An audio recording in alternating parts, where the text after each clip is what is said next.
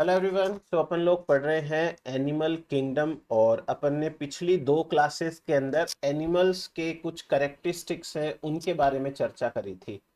आज अपन स्टार्ट करने वाले हैं एनिमल किंगडम का एक बड़ा ग्रुप इनवर्टिब्रेट्स। आज अपन इनवर्टिब्रेट्स के जनरल कैरेक्टर्स पढ़ेंगे। इनवर्टिब्रेट और वर्टिब्रेट में क्या कंपैरिजन है वो पढ़ेंगे। इनवर्टिब्रेट और कॉर्डेट में क्या अंतर है वो पढ़ेंगे। तो एक ना एनिमल किंगडम के लिए दिमाग में क्लैरिटी आएगी आपके।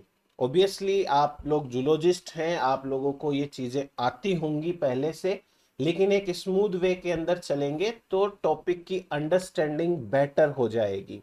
सो अपन स्टार्ट करते हैं एकदम बेसिक्स के साथ में।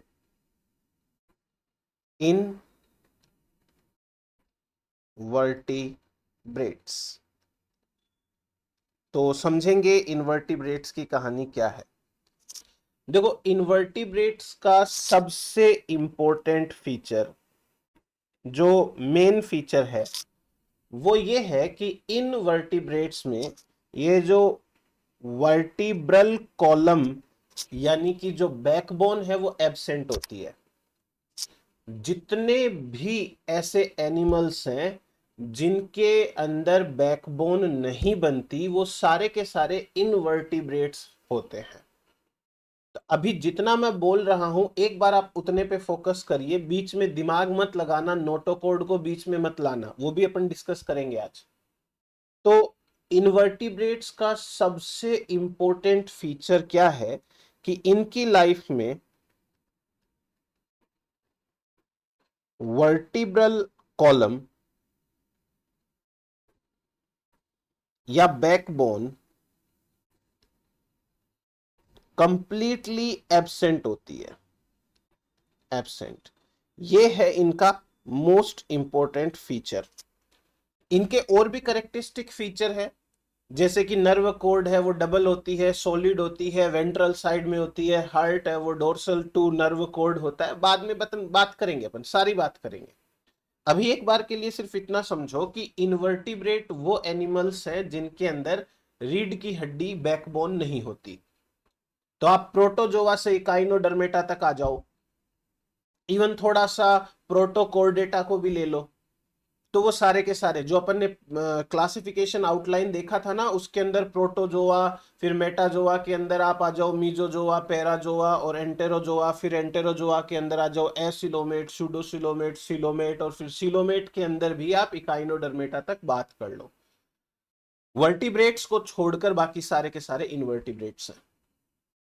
अब अपन इनवर्टिब्रेट्स के बारे में कुछ इंपॉर्टेंट पॉइंट्स और डिस्कस करते हैं। अगर आप पूरा एनिमल किंगडम देखो, पूरा का पूरा एनिमल किंगडम, तो पूरे के पूरे एनिमल किंगडम के अंदर 95% 95% एनिमल्स इनवर्टिब्रेट होते हैं। यानी कि इनवर्टिब्रेट से वो एक मेजर ग्रुप है।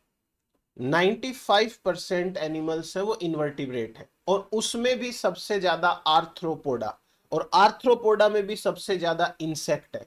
खैर अपन ये डिटेल तब पढ़ेंगे जब अपन इंडिविजुअल फाइलम वगैरह पढ़ रहे होंगे। अभी के लिए एक बार इतना ही मानते हैं, सोचते हैं कि पूरे एनिमल किंगडम में 95% जो एनिमल्स होते हैं दे आर इनवर्टिब्रेट्स। इनवर्टिब्रेट्स। तो 5% क्या हो गए? वर्टिब्रेट्स हो गए। 5% वर्टिब्रेट्स हो गए, यानी 5% एनिमल्स ऐसे हैं जिनके अंदर रीढ़ की हड्डी होती है। देन नेक्स्ट देखिए। अब चूंकि आप एक चीज समझ के देखो कि 95% इनवर्टिब्रेट है, इसका मतलब आप कहीं पर भी चले जाओ और आप यदि रैंडमली कोई भी एनिमल का ग्रुप बनाओगे तो उसमें बहुत सारे इनवर्टिब्रेट ऑटोमेटिक आएंगे, क्योंकि इनकी संख्या ज्यादा है। इसलिए नेचर के अंदर आप कोई भी प्रकार का इकोसिस्टम ले लो, चाहे आप एक्वेटिक इकोसिस्टम ले लो, चाहे आप टेरिस्ट्रियल इकोसिस्टम ले लो, चाहे आप पैरासिटिक इकोसिस्टम ले लो, कोई जंगल, घास का मैदान, नदी, नाला, तालाब, कुछ भी ले लो, हर प्रकार के इकोसिस्टम के अंदर इनवर्टिब्रेट्स एक मेजर रोल प्ले करते हैं। ये फूड चेन के अंदर इंपॉर्टेंट रोल प्ले करते हैं, ये फूड वेब के अंदर इंपॉर्टेंट रोल प्ले करते हैं। तो इनवर्टिब्रेट्स का रोल बहुत इंपॉर्टेंट है, play important roles in almost all ecosystems. हर प्रकार के इकोसिस्टम के अंदर एक इंपॉर्टेंट रोल है, वो प्रेजेंट इंपॉर्टेंट रोल है वो प्ले करेंगे। उसके बाद में they are the part of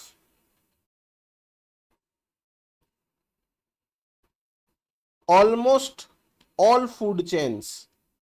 her प्रकार की फूड चेन्स का ये पार्ट होते हैं, ऑलमोस्ट हर प्रकार की फूड चेन का पार्ट होते हैं। ठीक है, अब और एक चीज, अगर देखो अपन इकोलॉजिकल पॉइंट ऑफ व्यू से बात करें तो इंटरेक्शन होना बहुत जरूरी है लिविंग ऑर्गेनिजम्स के बीच में, और इंटरेक्शंस होने की वजह से हर ऑर्गेनिज्म अफेक्ट होता है। इसलिए इनवर्टिब्रेट्स है वो अदर एनिमल्स को, लार्जर हायर एनिमल्स को बहुत अफेक्ट करते हैं। दे अफेक्ट या दे इन्फ्लुएंस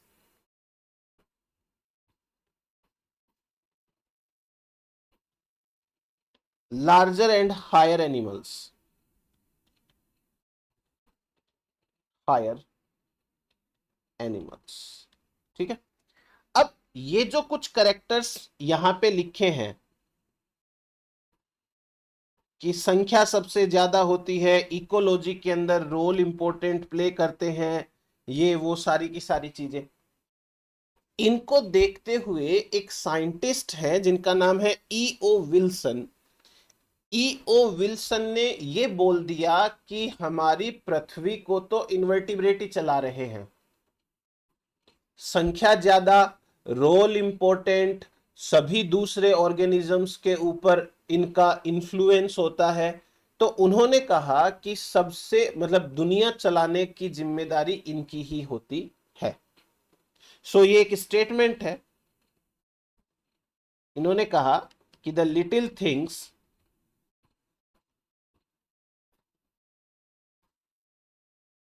लिटिल थिंग्स का मतलब यहां पर इनका इन्वर्टिब्रेट से है।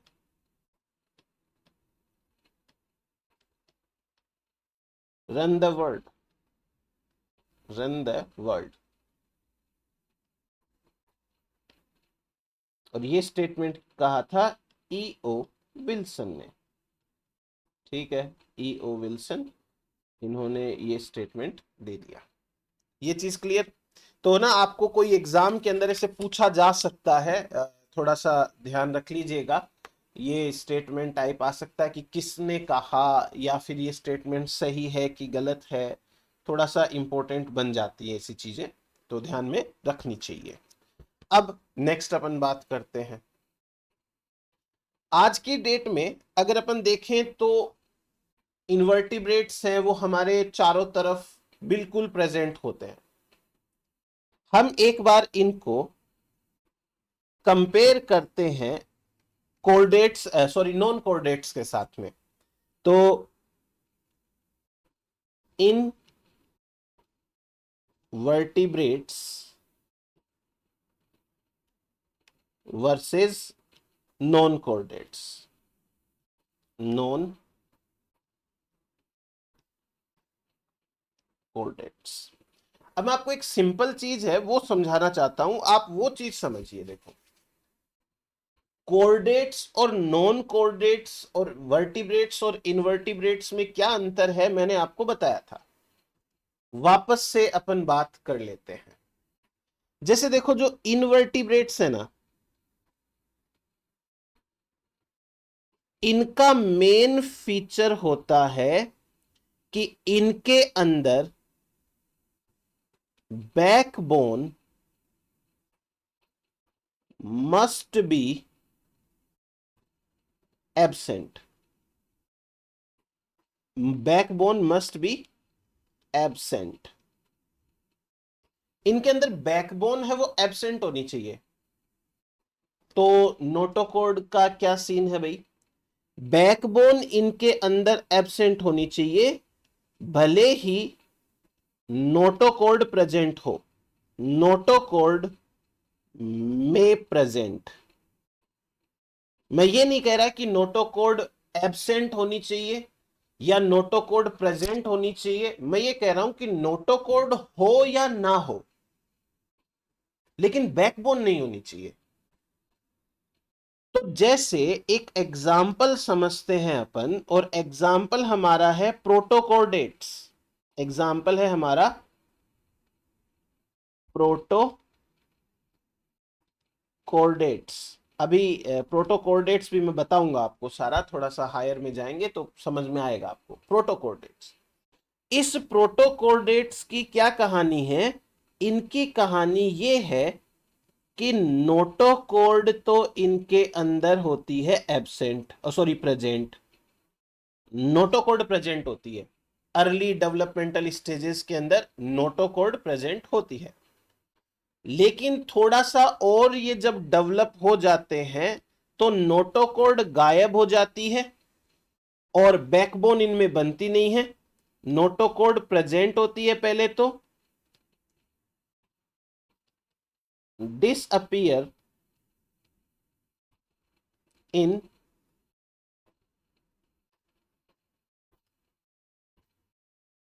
Later stage of life. अपने जीवन की बाद की अवस्थाओं के अंदर, लेटर स्टेजेस के अंदर नोटोकॉर्ड गायब हो जाती है। अब चूंकि इनके अंदर नोटोकॉर्ड प्रेजेंट है, सो दे बिलोंग टू कॉर्डेट्स। ये एक प्रकार का मैं लिख दूंगा चलो। और अब इनके अंदर बैकबोन एब्सेंट है, बैकबोन एब्सेंट है। अब यदि मैं नोटोकॉर्ड प्रेजेंट है इसके ऊपर जाऊं तो प्रोटोकॉर्डेट्स हो गए कॉर्डेट्स, दे आर कॉर्डेट्स। लेकिन यदि बैकबोन एब्सेंट है इसके हिसाब से जाऊं तो मैं कहूंगा कि ये हो गए इन वर्टिब्रेट्स, इन वर्टिब्रेट्स। एक बार आप इतनी सी बात दिमाग में डालो, ठीक है। प्रोटोकॉर्डेट्स ऐसे ऑर्गेनिजम्स हैं जिनमें नोटोकॉर्ड प्रेजेंट होती है, सो दे आर कॉर्डेट्स, बट उनके लाइफ में कभी भी बैकबोन नहीं बनती है, सो दे आर स्ट्रिक्टली इनवर्टिब्रेट्स। तो मेरे ख्याल से यहां कंक्लूजन ये निकला है एक बार के लिए कि जो कॉर्डेट्स हैं मे बी इनवर्टिब्रेट्स। कॉर्डेट भी इनवर्टिब्रेट्स हो सकते हैं, कॉर्डेट है वो इनवर्टिब्रेट्स हो सकते हैं। हालांकि अगर मैं स्ट्रिक्टली बोलूं तो मोस्ट ऑफ द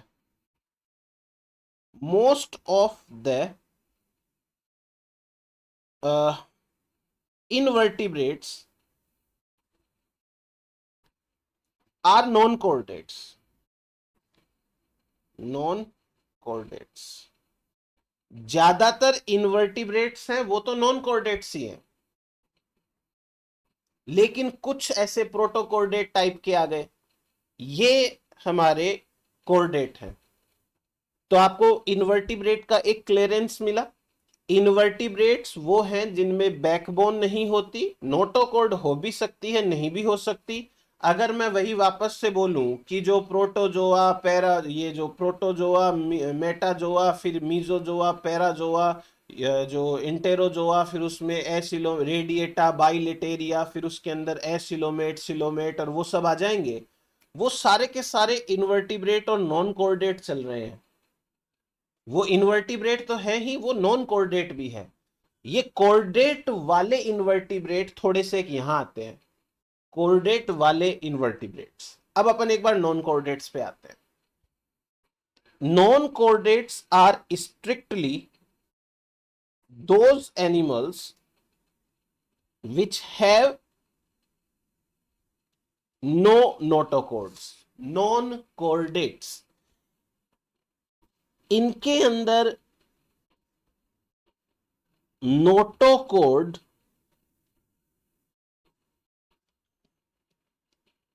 एब्सेंट होती है, नोटोकोड नहीं है, स्ट्रिक्टली नहीं है, तभी तो ये नॉन कोऑर्डिनेट है। और चूंकि इनके अंदर नोटोकोड नहीं है तो इनके अंदर बैकबोन भी नहीं बनती, बैकबोन भी एब्सेंट है सबके अंदर। हमने ये नहीं कहा कि बैकबोन में प्रेजेंट, अगर बैकबोन में प्रेजेंट होती तो ये नोटोकोड और वर्टिब्रेट हो जाते, बट स्ट्रिक्टली इनके अंदर बैकबोन एब्सेंट है।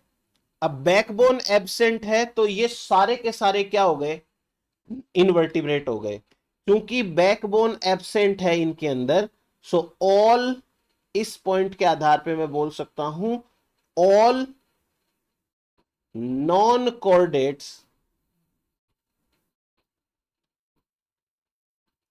Are invertebrates.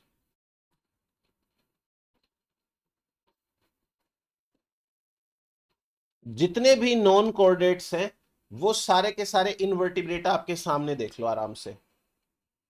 क्योंकि जो नॉन कोऑर्डिनेट होगा उसमें बैकबोन नहीं होगी, जिसमें बैकबोन नहीं होगी वो इनवर्टिब्रेट होगा। लेकिन जिसमें बैकबोन नहीं होगी, क्या पता किसी के अंदर नोटोकॉर्ड भी हो, जैसे प्रोटोकॉर्डेटा। सो इस आधार पे हम ये तो बोल सकते हैं कि all non chordates are invertebrate, but all invertebrates are not non chordates. all invertebrates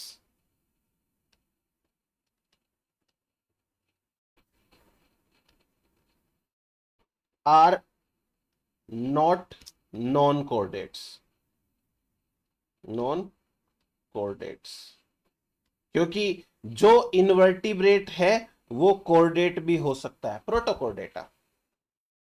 clear. अब एक कंक्लूसिव लाइन जो है वो मैं आपको समझा देता हूं। कंक्लूसिव लाइन ये है, यदि मैं इन वर्टिब्रेट्स जितने भी हैं इनवर्टिब्रेट्स, इसमें से प्रोटोकोऑर्डिनेटा को माइनस कर दूं, प्रोटोकोऑर्डिनेटा को माइनस कर दूं, तो बचे हुए सारे के सारे नॉन कोऑर्डिनेट्स होंगे, बचे हुए सारे के सारे नॉन कोऑर्डिनेट्स होंगे। तो इसको मैं आपको तरीके से लिख देता हूं।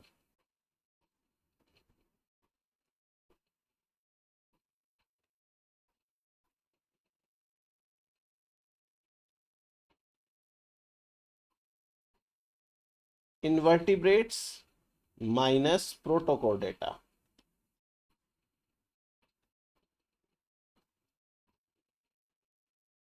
और ये हो गए हमारे नॉन कोऑर्डिनेट्स।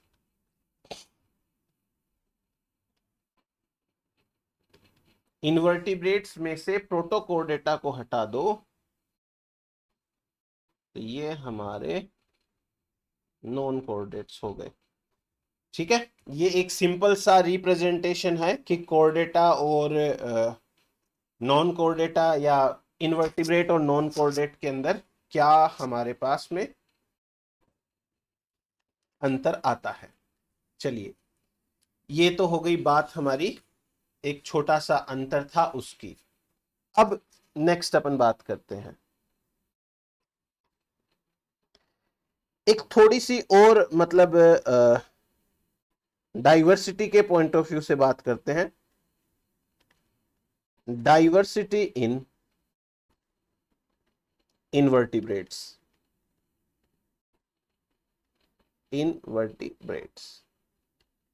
इनवर्टिब्रेट्स के अंदर डाइवर्सिटी कितनी है, कैसे है, वो मैं आपको बता देता हूं। देखो, एक यहां पर सवाल बन सकता है, बिल्कुल पूरे पूरे पूरे चांसेस हैं कि आपको 4-5 फाइलम दे देंगे और पूछेंगे इनको कि हायर टू लोअर बायोडाइवर्सिटी या लोअर टू हायर बायोडाइवर्सिटी के अकॉर्डिंग अरेंज करो, मतलब किस में सबसे ज्यादा स्पीसीज है, किस में कम है, उसकी अपन बात करेंगे।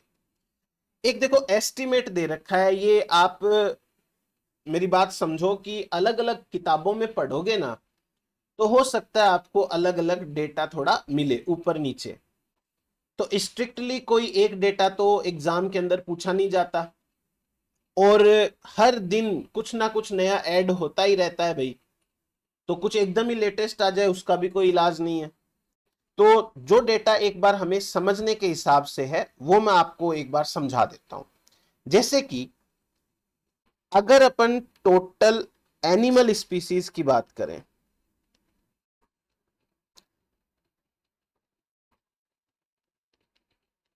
टोटल एनिमल स्पीसीज, तो टोटल एनिमल स्पीसीज है 1.25 मिलियन, 1.25 मिलियंस, इतनी टोटल स्पीसीज है।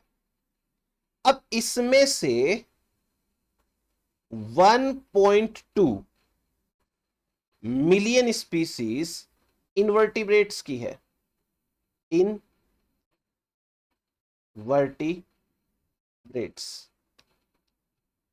ये रटने वाली बात है, इसमें कोई वो ऐसा नहीं है समझने वाली कि क्या लॉजिक है, कुछ लॉजिक नहीं है इसमें, कुछ भी लॉजिक नहीं है। ये हो गया 95% के आसपास, और जो इसमें से बच गई 0.05 मिलियन यानी कि 5% के आसपास, ये है वर्टिब्रेट्स, वर्टिब्रेट्स। ठीक है, तो पुराने टाइम पर जो क्लासिफिकेशन हुआ करता था वो इसी बेस पे आधारित होता था कि भाई वर्टिब्रेट इनवर्टिब्रेट क्या है, वर्टिब्रेट इनवर्टिब्रेट क्या होते हैं। सो ये है हमारे पास में एक बार के लिए। अब इसी के साथ एक और चीज समझाता हूं मैं, देखो आपको फाइलम दे दिए जाएंगे और फाइलम के आधार पे आपसे ये पूछा जाएगा कि कौन से जो है वो फाइलम है उनकी बायोडाइवर्सिटी ज्यादा है, कौन से की कम है। तो मैं आपको बताता हूं, from higher to lower biodiversity.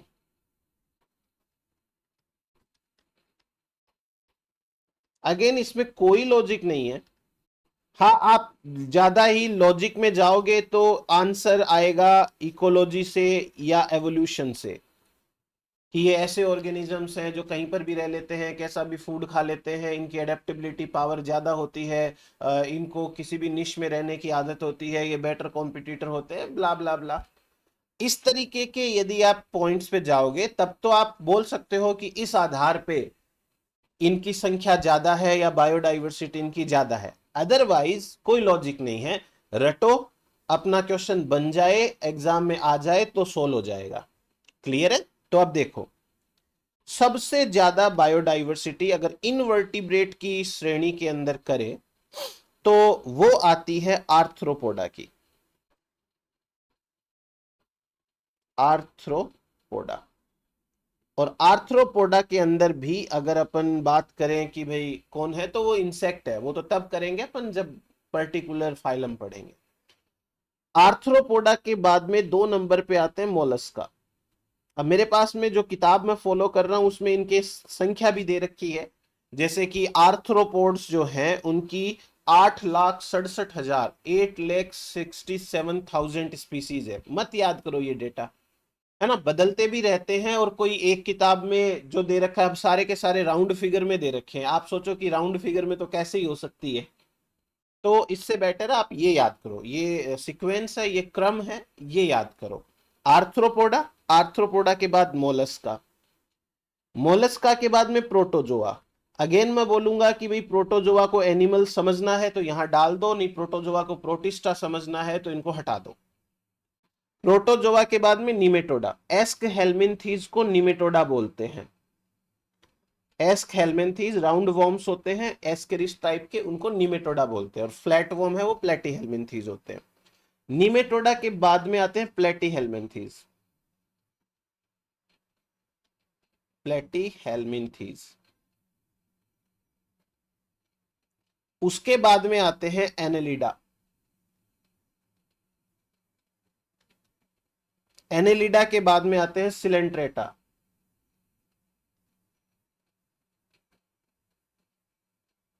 Coelenterata के बाद में आएंगे इकाइनोडर्मेटा, इकाइनोडर्मेटा, और इकाइनोडर्मेटा के बाद आएंगे स्पॉन्जेस। ठीक है, तो ये हुआ हमारे पास में इनवर्टिब्रेट्स के बारे में सारी की सारी जानकारी। अब एक चीज देखो, यहीं पे लगे हाथ में एक बार कोर्डेटा की ओर बता देता हूं, वर्टिब्रेट्स की नहीं, कोर्डेटा की, क्योंकि ये भी चलो आगे यहाँ पे टेबल दे रखी है मेरे सामने, तो इसी के बेसिस पे अपन बात कर लेते हैं सारी की सारी। अगर मैं कोर्डेटा ग्रुप की बात करूं, तो कोर्डेटा में सबसे ज्यादा बायोडाइवर्सिटी किसकी है? सबसे ज्यादा बायोडाइवर्सिटी है पाइसेस की, मछलियां। उसके बाद में नंबर आता है 2 नंबर पे एविज, पक्षी, खग। उसके बाद में रेप्टिलिया, रेप्टिलिया, रेप्टिलिया के बाद में आते हैं एम्फीबिया,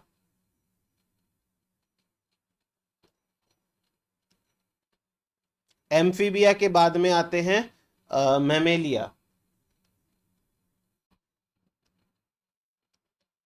और उसके बाद में आते हैं प्रोटोकोर्डेटा, प्रोटोकोर्डेटा। तो कुल मिलाकर के बात है हमारी इतनी सी। ठीक है, ये तो हुआ अपने पास में ये डेटा सारा का सारा, इनको ऐसे ही याद कर लेना, और उससे क्या होगा कि एग्जाम के अंदर ऐसा सवाल बन जाता है भाई ऑप्शन में कि इनको अरेंज करो, असेंडिंग डिसेंडिंग जो भी पूछे, तो कोई एक एक इनिशियल लेटर्स इनका रट लेना, और इनिशियल लेटर्स से रट करके तो हो जाएगा अपना। अब एक और चीज बताता हूं आपको मैं, क्या है यहाँ पे सीन। देखो, ऐसा माना जाता है, और डेफिनेटली एविडेंसेस के आधार पे ही बात कर रहे हैं, ऐसे तो नहीं कर सकते। आज के समय में जितने स्पीसीज जिंदा है एनिमल्स में, उसकी 7 गुना स्पीसीज एक्सटिंक्ट हो चुकी है। यानी कि यदि हम आज के टाइम्स पर जो जिंदा है उनको कंपेयर करें जो विलुप्त हो चुके हैं, तो विलुप्त होने वाली प्रजातियां 7 गुना ज्यादा थी। तो मैं यदि इस 1.25 मिलियन को 7 से गुणा कर दूं, तो जो डेटा आएगा वो उतनी स्पीसीज पहले हुआ करती थी। हमको तो सिर्फ इस स्टेटमेंट से मतलब है, और स्टेटमेंट लिख लो कि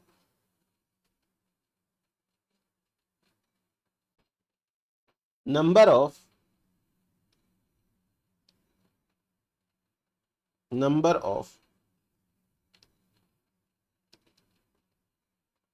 extinct species is around 7 times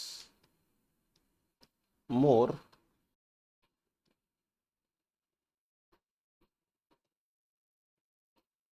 than living.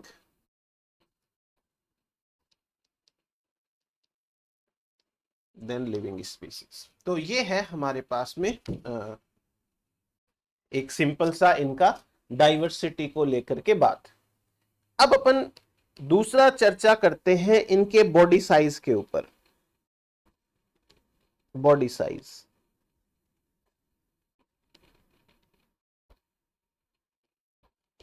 Invertebrate group में बॉडी साइज का क्या सीन है?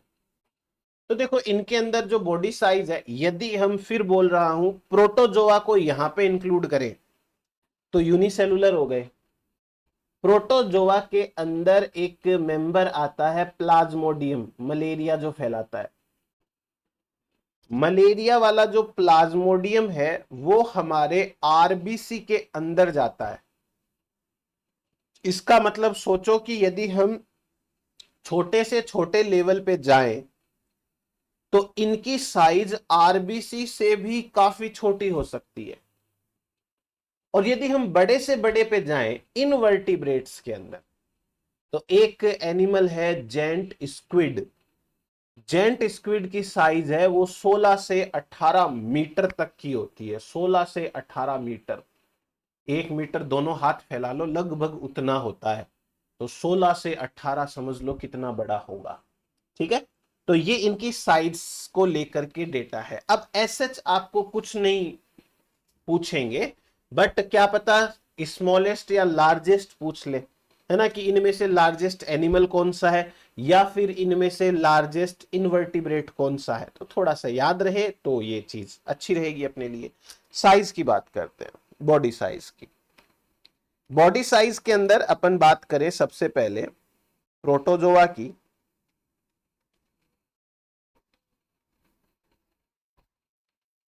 तो प्रोटोजोआ के अंदर यदि मैं प्लाज्मोडियम को कंसीडर करूं, प्लाज्मोडियम, तो प्लाज्मोडियम जो है वो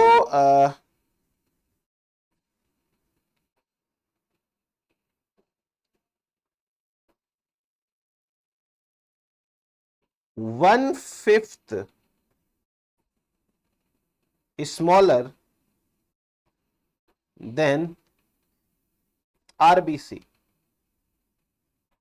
आरबीसी से 1/5 टाइम्स स्मॉल होता है क्योंकि आरबीसी के अंदर होता है। और यदि मैं बात करूं बड़े साइज की, बॉडी साइज की, तो एक एनिमल है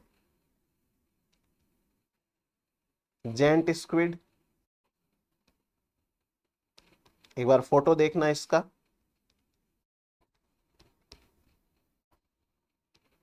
आर्चीट्यूथिस।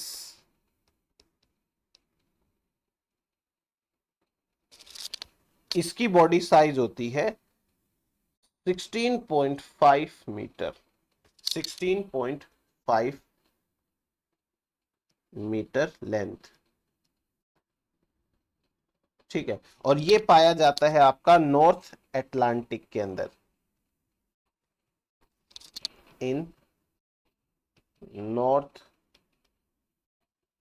Atlantic ocean. तो ये हुआ एक बॉडी साइज को लेकर के आइडिया अपना, और इसमें अपने को ज्यादा नहीं जाना अभी। जब अपन एक एक टाइप से पढ़ेंगे ना तो उस समय बात करेंगे कि भाई क्या हो सकता है, कितना हो सकता है। देन बॉडी साइज के बाद में अपन बात करते हैं बॉडी शेप की। बॉडी की क्या शेप होती है।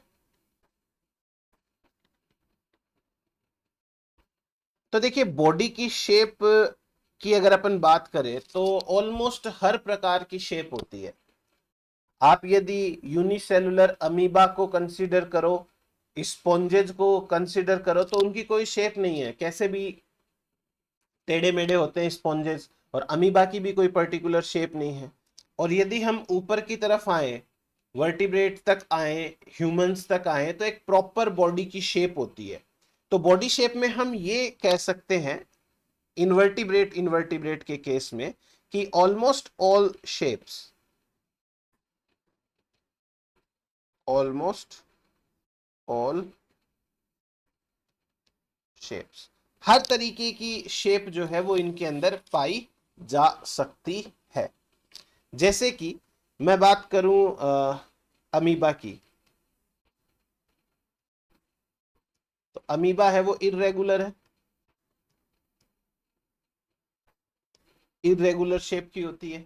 और इसके बाद में जो मतलब स्पॉन्जेस हैं, ये आपके फ्लैट वॉर्म्स हैं, है ना, राउंड वॉर्म्स है, इनकी रिबन जैसी कोई कैसा कोई कैसा अलग अलग शेप होती है। फिर अपन बात करेंगे सिमेट्री की।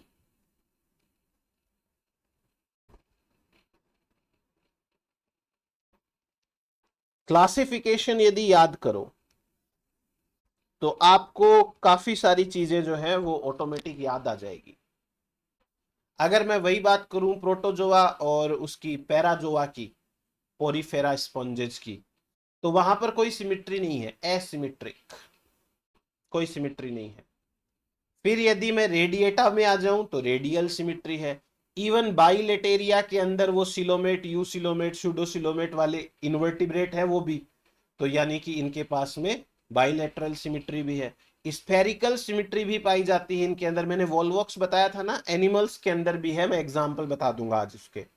तो ऑलमोस्ट हर टाइप की सिमिट्री वाले इन्वर्टिब्रेट्स होते हैं।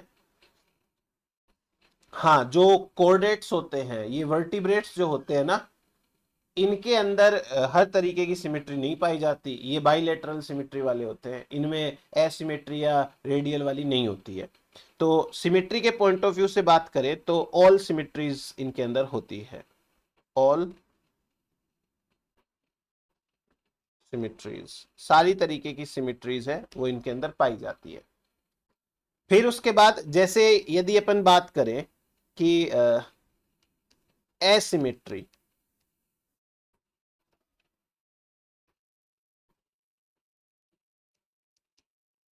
एसिमेट्री, तो एसिमेट्री के अंदर आ जाएंगे आपके प्रोटोजोआ एंड पैराजोआ, यानी कि पोरीफेरा, ये आ जाएंगे। दूसरी, अगर अपन रेडियल सिमिट्री की बात करें, रेडियल सिमिट्री, तो रेडियल सिमिट्री के अंदर आएंगे सिलेंट्रेट्स। अब मैं आपको एक चीज क्लियर कर दूं भाई, सिलेंट्रेट्स, देखो मैंने आपको जब ये सिमिट्री वाला बॉडी लेवल ऑर्गेनाइजेशन वाला जो पढ़ाया था, तो मैंने रेडियल सिमिट्री के अंदर 3 एग्जाम्पल लिखाए थे। सिलेंट्रेटा लिखाया था, टीनोफोरा भी लिखाया था, और टीनोफोरा के साथ साथ मैंने आपको इकाइनोडर्मेटा भी लिखाया था। देखो ये तीनों के तीनों एग्जाम्पल एनसीईआरटी 11th क्लास की जो बुक है उसके अंदर जो एनिमल किंगडम वाला चौथा चैप्टर है उसके अंदर दे रखे हैं। तो मैंने वहां से देख करके आपको लिखाया था, क्योंकि एनसीईआरटी को भी बहुत अच्छे से फॉलो किया जाता है। अभी जो मैं आपको कंटेंट पढ़ा रहा हूं वो आरएल कोटपाल की एक किताब आती है उसमें से है, एक सारस पब्लिकेशन की किताब आती है उसमें से भी है, कुछ इंटरनेट से भी मेरे को जरूरत पड़ती है, कुछ चीजें मुझे नहीं समझ में आती तो मैं उसको समझने के लिए इंटरनेट पे ढूंढता हूँ, फिर मुझे वहां से कुछ और इंटरेस्टिंग अच्छी चीज मिल जाती है तो मैं वो ऐड कर लेता हूँ, तो वहां से भी है। और एक मैग्रो हिल की बुक है वहां से भी है, कुछ और कंटेंट जो बाद में यूज करूंगा अभी नहीं, उसकी भी है। मैं ये क्लैरिटी करना चाह रहा हूं आपको कि कोटपाल सर की जो बुक है उसके अंदर जो सिलेंट्रेट टीनोफोर्स है उनको रेडियल में ना डाल के बाई रेडियल सिमेट्री के अंदर डाला है। तो वहां से ना मैं आपको ये बता देता हूं, बाई रेडियल सिमेट्री, इसके अंदर टीनोफोर्स आ जाएंगे। तो उसके हिसाब से भी याद रखना, एनसीईआरटी भी गलत नहीं है, पहले बोल रहा हूं मैं, और ये भी बिल्कुल गलत नहीं है। तो हमारा ऑप्शन क्या बनता है स्पेशली फॉर टीनोफोर्स, वो आप एक बार थोड़ा हैंडल कर लेना। दोनों ही एक साथ नहीं होंगे, गारंटी है। अगर दोनों एक साथ हो तो बाई रेडियल वाले ऑप्शन पे जाना, क्योंकि ये ज्यादा एक्यूरेट है। फिर उसके बाद bilateral symmetry most of the invertebrates के अंदर है, bilateral symmetry most of in vertebrates. उसके बाद में आती है स्फेरिकल सिमिट्री, जो मैंने वॉल्वॉक्स के लिए लिखाई थी। स्फेरिकल सिमिट्री का मतलब एकदम से बॉडी गोल होती है, तो ये होता है हेलियोजोआ, एग्जाम्पल हेलियोजोआ, और इसके साथ साथ में रेडियोलेरिया, रेडियोलेरिया। तो ये हमारे पास में सिमिट्री के आधार पे हो गई बात। अब अपन बात करें इनके हैबिट और हैबिटाट की।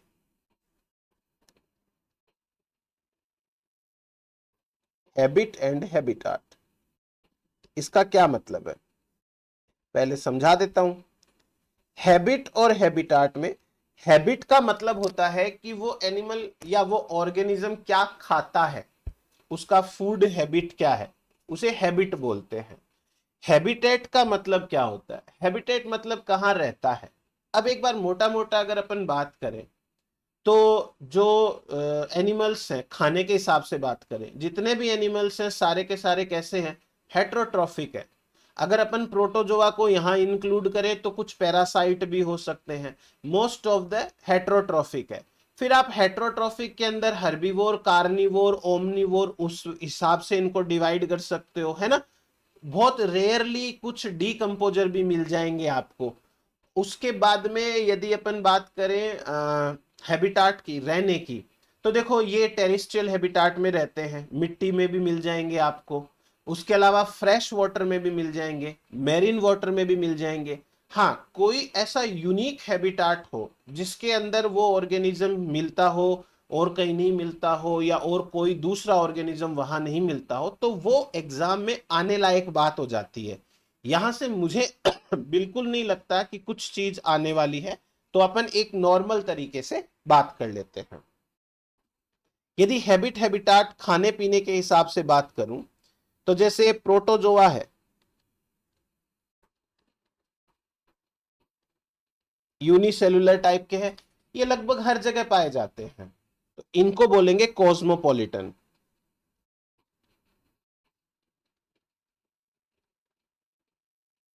कॉस्मोपॉलिटन, कॉस्मोपॉलिटन का मतलब होता है वर्ल्ड वाइड।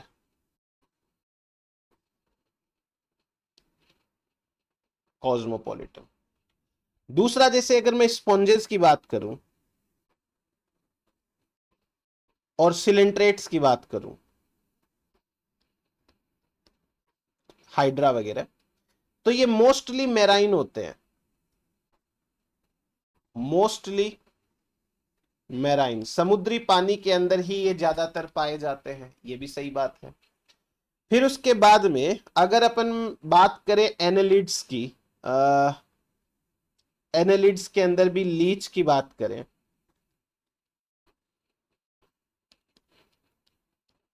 और स्पेशली मैं लीच की बात करता हूं, तो देखो लीच जो है वो खून चूसती है, ब्लड ईटिंग है ये,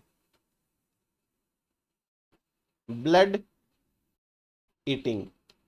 जो एनिमल्स ब्लड ईटिंग होते हैं उनके लिए एक अलग शब्द है, और इन एनिमल्स को हम बोलते हैं सेंग्युइवोर्स। सेंग्युइवोर्स, इन्हीं सेंग्युइवोर्स को हम हीमेटोफेगस भी बोल सकते हैं, हीमेटोफेगस।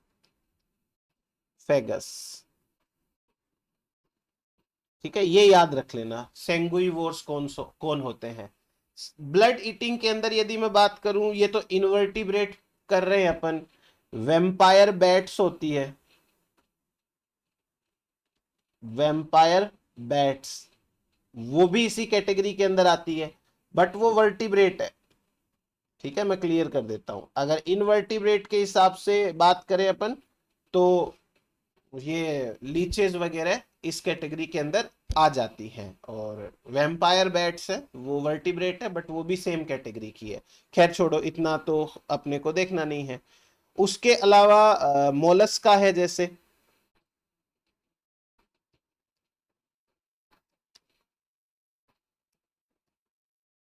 और इकाइनोडर्मेटा है,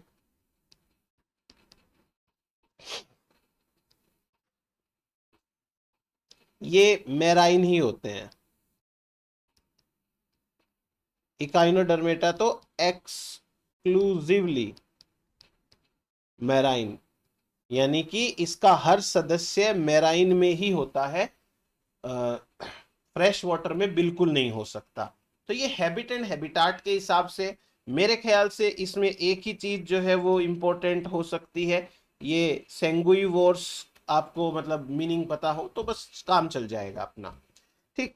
अब अपन बात करें, यहीं पे कर लेते हैं क्योंकि ज्यादा कुछ नहीं लिखना, ग्रेड्स ऑफ ऑर्गेनाइजेशन के।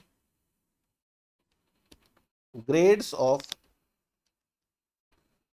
ऑर्गेनाइजेशन।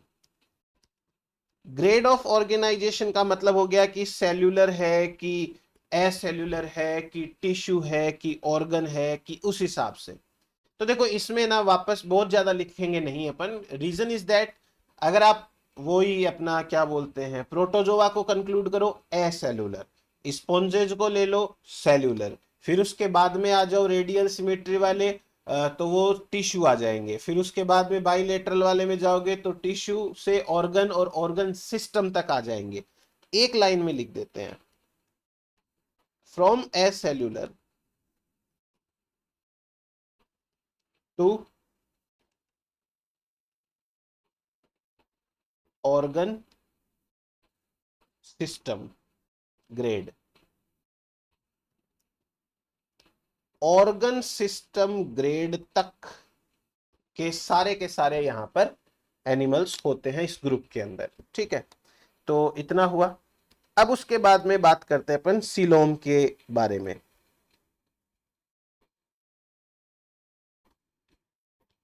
Coelom types.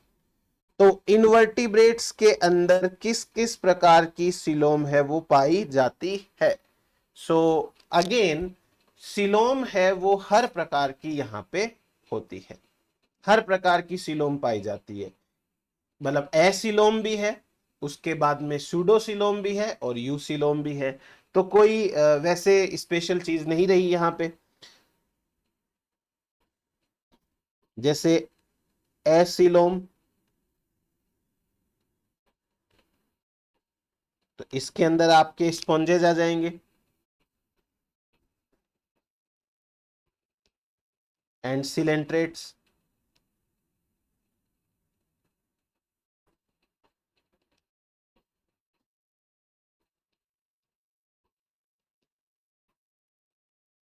ये आ जाएंगे स्पॉन्जेज and coelenterates.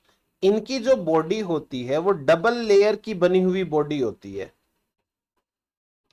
Double layered body. यानी कि ये डिप्लोब्लास्टिक होते हैं, दो जर्म लेयर के बने हुए ना, वैसे ही टाइप के होते हैं, इनमें ज्यादा कुछ नहीं है।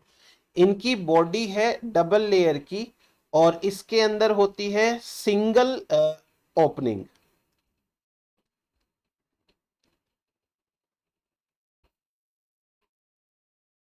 उसी से फूड अंदर आता है, वेस्ट मटेरियल बाहर जाता है। तो ये ऐसे एसिलोम वाले पाए जाते हैं। फिर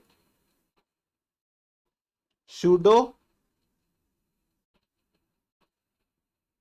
सिलोम। तो सूडोसिलोम के अंदर आपको पता ही है कि ये जो आपके एस्केलमेंथीज है, निमेटोडा है, वो आ जाएंगे यहाँ पे, निमेटोडा। ठीक है, सूडोसिलोम। अच्छा, सूडोसिलोम के लिए एक बात आप मेंशन कर लीजिएगा कि जो सूडोसिलोम होती है it develops from blastocoel. Blastocoel. जब डेवलपमेंटल बायोलॉजी अपन पढ़ते हैं तो जो ब्लास्टुला स्टेज आती है उसमें एक कैविटी बनती है, that is known as blastocoel. और वही ब्लास्टोसील सिलोम में कन्वर्ट हो जाती है तो वो सूडोसिलोम बन जाती है।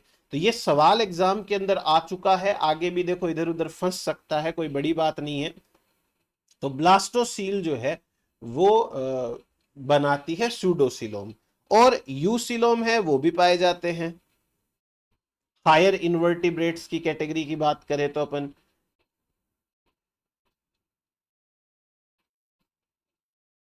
यूसिलोम, इसके अंदर तो बहुत सारे एग्जाम्पल हैं, जैसे एनेलिडा हो गया, आर्थ्रोपोडा हो गया। ठीक है, हायर इनवर्टिब्रेट्स इनके अंदर पाई जाती है यूसिलोम। तो ये हुई हमारे पास में सिलोम के टाइप्स। अब बात करते हैं रेस्पिरेशन की।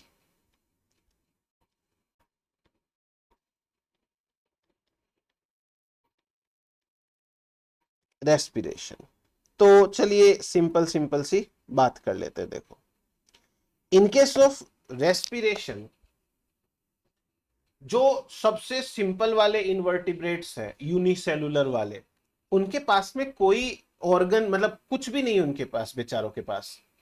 तो वो क्या करते हैं, अपनी बॉडी की जो सरफेस है उसी से गैसियस एक्सचेंज कर लेते हैं। तो इसका मतलब डायरेक्ट डिफ्यूजन से इनमें रेस्पिरेशन पाया जाता है। थोड़ा सा आगे जाएंगे तो गिल्स प्रेजेंट हो सकते हैं। थोड़ा ट्रैकियल सिस्टम, जो आर्थ्रोपोडा टाइप के हैं उनमें ट्रैकियल सिस्टम टाइप का हो सकता है। रेस्पिरेटरी ट्रीज टाइप के हैं वो हो सकते हैं सी कुकुम्बर में। तो रेस्पिरेशन के पॉइंट ऑफ व्यू से भी थोड़ा ऊपर नीचे इनमें चीजें पाई जाती है। तो जैसे अपन बात करें रेस्पिरेशन की, सो रेस्पिरेशन के अंदर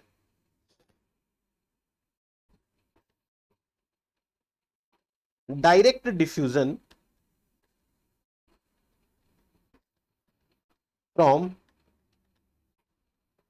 बॉडी सरफेस,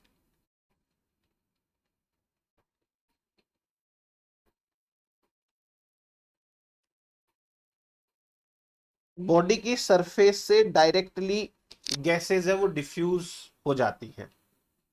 तो ये सिस्टम पाया जाता है किसमें, प्रोटोजोआ के अंदर, इवन स्पॉन्जेस के अंदर, इवन सिलेंट्रेट्स के अंदर। ठीक है, तो ये डायरेक्ट डिफ्यूजन वाला केस हो गया। देन उसके बाद आगे जाएंगे तो हो सकता है मोइस्ट स्किन से डिफ्यूजन करते हो, मोइस्ट स्किन, ये एनेलिडा के पास है करेक्टर, एनेलिड्स। देन उसके बाद में हायर इन्वर्टिब्रेट्स की बात करें तो गिल्स पाए जाते हैं।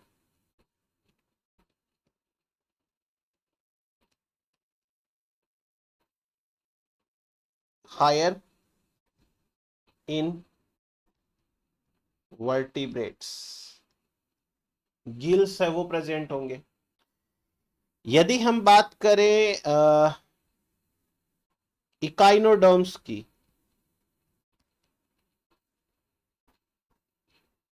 मैं आपको स्टार फिश का बताऊंगा, बहुत सुंदर सा उनके अंदर ट्यूब फिट का एक सिस्टम पाया जाता है। तो इनमें जो रेस्पिरेटरी ऑर्गन है वो ट्यूब फिट होते हैं, एक्सक्रीशन में भी थोड़ा काम आते हैं। ट्यूब फिट हो गया, डर्मल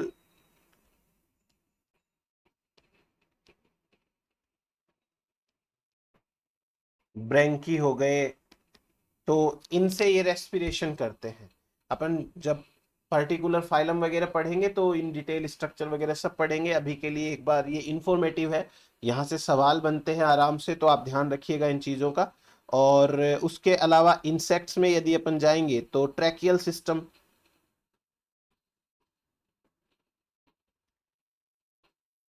जैसे रेस्पिरेटरी ट्रेकिया होता है ना, तो वैसा का वैसा पाया जाता है, ये इंसेक्ट्स में मिलेगा। और एक respiratory tree, respiratory tree, respiratory tree का मतलब हो गया कि जो ये छोटी छोटी ब्रांचेज होती हैं ट्रेकियल सिस्टम के अंदर, वो काफी ज्यादा फैली हुई होती है पेड़ के जैसा। ये सी कुकुम्बर के अंदर होता है। तो ये रेस्पिरेशन के इनके बहुत सारे तरीके हैं जो अपनाए जाते हैं, इवोल्व हुए हैं नेचर में। याद करने पड़ेंगे, बाकी जब अपन डिटेल पढ़ेंगे इनकी तो भाई स्ट्रक्चर आएगी जहां पे मैं स्ट्रक्चर वगैरह बता दूंगा। अब एक्सक्रीशन की बात करते हैं, और मैं आपको बता दूं कि एक्सक्रीशन इज द, या excretion is one of the very very most important topic from invertebrates. Excretion पे लगभग हर एग्जाम के अंदर सवाल पूछे जाते हैं। और मैं अभी आपको एक चीज बताऊं कि जो पिछले कुछ सालों के अंदर एक राजस्थान के अंदर असिस्टेंट प्रोफेसर का एग्जाम लगा था, जूलॉजी के फर्स्ट पेपर के अंदर 4 सवाल एक्सक्रीशन के ऊपर थे। क्योंकि इन्वर्टिब्रेट्स के अंदर जो एक्सक्रीशन है वो बहुत इंटरेस्टिंग है, कि जैसे वो एसेलुलर वाले हैं ना, स्पॉन्जेज हो गया, ये क्या बोलते हैं आपके प्रोटोजोआ वगैरह हो गया, उनमें कोई स्पेशल ऑर्गन नहीं है, तो बॉडी की सरफेस से बाहर निकल जाते हैं। थोड़ा हायर के ऊपर आते हैं तो कोई नेफ्रिडिया मिलता है, किसी में ग्रीन ग्लैंड है, किसी के अंदर फ्लैम सेल्स हैं। तो ऐसे करके बहुत सारे एक्सक्रीशन के टाइप्स होते हैं, तो मैं आपको लिस्टिंग वे के अंदर सारे बता देता हूं, कोई दिक्कत नहीं है। तो बात कर लेते हैं इनके बारे में भी सारी। सबसे पहले अपन बात करेंगे डायरेक्ट डिफ्यूजन की।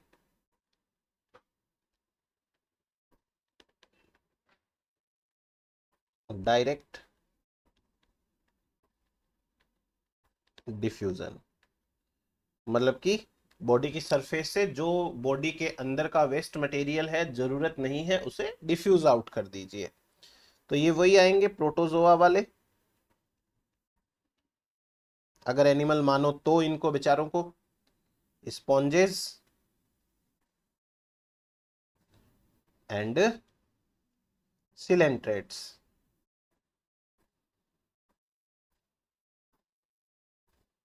ठीक है, तो ये तो हो गया सिंपल बात। अब उसके बाद में एक इंपॉर्टेंट टाइप की, यूनिक टाइप की स्ट्रक्चर है जिन्हें कहते हैं फ्लैम सेल्स। फ्लैम सेल्स, ये जैसे दिया होता है, मोमबत्ती होती है, उसकी जो लौ होती है ना, फ्लैम होती है, उसके जैसी सी दिखती है फ्लैम सेल। ये पाई जाती है फ्लैट वॉर्म्स के अंदर, फ्लैट वॉर्म्स में, यानी प्लेटीहेल्मिन्थीज के अंदर पाई जाती है। ठीक, उसके बाद में आते हैं नेफ्रिडिया। नेफ्रिडिया, तो जो नेफ्रिडिया है ये होते हैं एनालिड एंड मोलस्का के अंदर। एनालिड एंड मोलस्का, ठीक है, इनमें नेफ्रिडिया हो गए। फिर नेफ्रिडिया के बाद में इंसेक्ट्स की बात करें, मेलपीगियन ट्यूब्यूल्स। मेलपीगियन ट्यूब्यूल्स, मैंने कॉकरोच का डाइजेस्टिव सिस्टम पढ़ाया था, मतलब बनाया था, सॉरी पढ़ाया था नहीं था, बनाया था, उसके अंदर मेलपीगियन ट्यूब्यूल दिखाई थी। ये इंसेक्ट्स के अंदर है। फिर मेलपीगियन ट्यूब्यूल के बाद में कुछ अमीबोइड सेल्स होती हैं। अमीबोइड सेल्स और फेगोसाइट्स। फेगोसाइट्स ये पाई जाती है इकाइनोडर्म्स के अंदर। इकाइनोडर्म्स के अंदर एक और स्ट्रक्चर है जिसे कहते हैं ग्रीन ग्लैंड्स। ये सवाल पूछे जाते हैं। ग्रीन ग्लैंड का ही दूसरा नाम है एंटीनेरी ग्लैंड। एंटीनेरी ग्लैंड, एंटीना के पास में है, तो एंटीनेरी ग्लैंड, और ये पाई जाती है प्रॉन के अंदर। स्पेशली मैंने इंडिविजुअल एनिमल का नाम लिखा है यहाँ पे, प्रॉन के अंदर। फिर एक है organ of Bojanus. Organ of Bojanus ये पाया जाता है पाइला के अंदर। एक है कैबर्स ऑर्गन। कैबर्स ऑर्गन ये पाया जाता है यूनियो के अंदर। यूनियो के अंदर। फिर उसके बाद में एक और लिखना है अपने को, क्लोरा गोगन सेल्स, या इन्हें बोलते हैं yellow cells. Yellow cells, chloragogen cells या येलो सेल्स।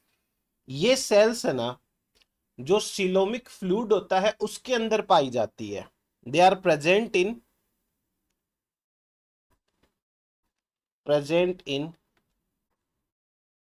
सीलोमिक फ्लूइड, ठीक है। और ये पाई जाती है फेरेटिमा यानी अर्थवॉर्म के अंदर।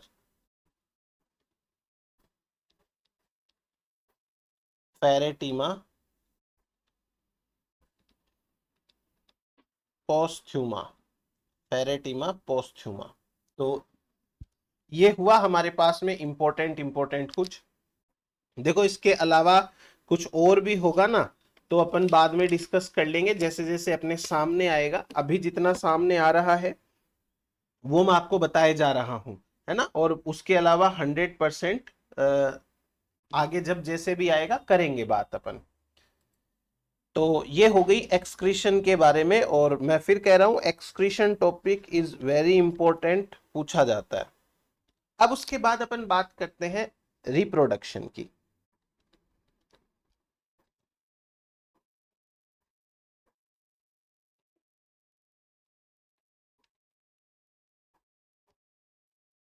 रिप्रोडक्शन का क्या सीन है, तो देखिए अगर केवल इन्वर्टिब्रेट इन्वर्टिब्रेट की बात करो, तो जो इन्वर्टिब्रेट्स होते हैं इनके अंदर रिप्रोडक्शन सिंपल एसेक्सुअल भी होता है और सेक्सुअल भी होता है।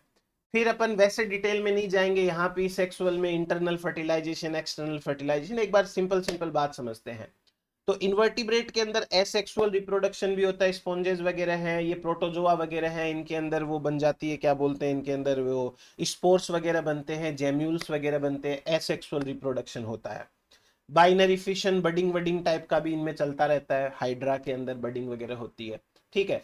फिर कुछ के अंदर रीजनरेशन टाइप की कैपेसिटी होती है, तो उसमें भी एक it is a mode of reproduction चलेगा वो भी अपना।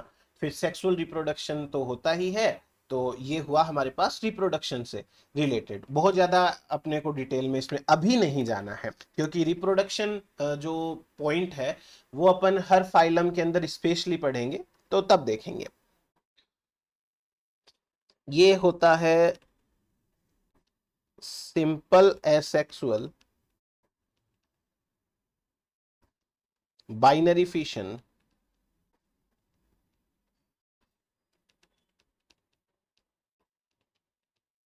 To sexual reproduction, to sexual reproduction.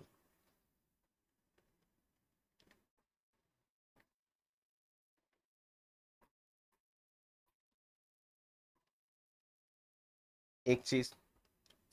दूसरा, एनिमल्स के अंदर पार्थेनोजेनेसिस भी पाई जाती है। पार्थेनोजेनेसिस, पार्थेनोजेनेसिस समझ गए। बिना फर्टिलाइजेशन के जो एग होता है वो एक कंप्लीट ऑर्गेनिज्म के अंदर डेवलप हो जाता है। पार्थेनोजेनेसिस का मतलब हो गया कि एग है और इसमें फर्टिलाइजेशन नहीं हुआ, there is no fertilisation, no fertilisation, और ये एग कन्वर्ट हो गया इंडिविजुअल के अंदर, इंडिविजुअल के अंदर। इसे बोलते हैं पार्थेनोजेनेसिस। और इस पार्थेनोजेनेसिस के एग्जाम्पल के अंदर कौन आएगा, एक तो आएंगे रोटिफर्स, रोटिफर्स। और एक जैसे हनी बीज वगैरह हैं वो आ जाती हैं, एंट्स वगैरह हैं वो आ जाएंगे, टर्माइट्स वगैरह हैं। तो जो क्रस्टेशियन है, क्रस्टेशियंस, ये कुल मिलाकर के आते हैं। रिप्रोडक्शन का एक और तरीका होता है जिसे बोलते हैं पीडोजेनेसिस।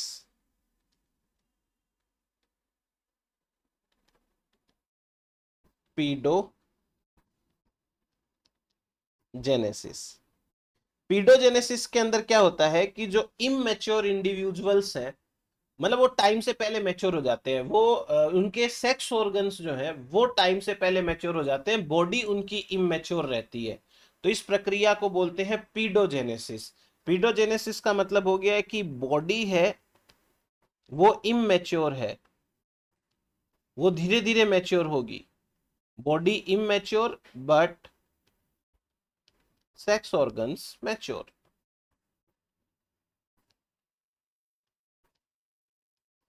तो टाइम से पहले है वो सेक्स ऑर्गन से वो मैच्योर हो जाते हैं।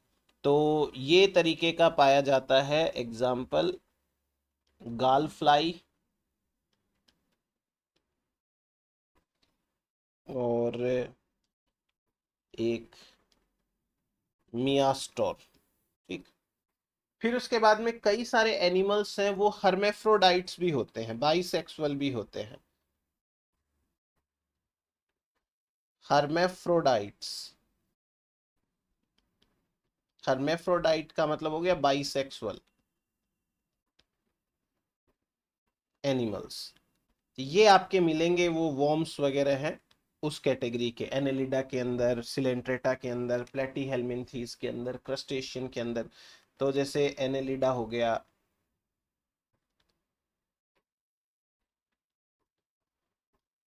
प्लेटी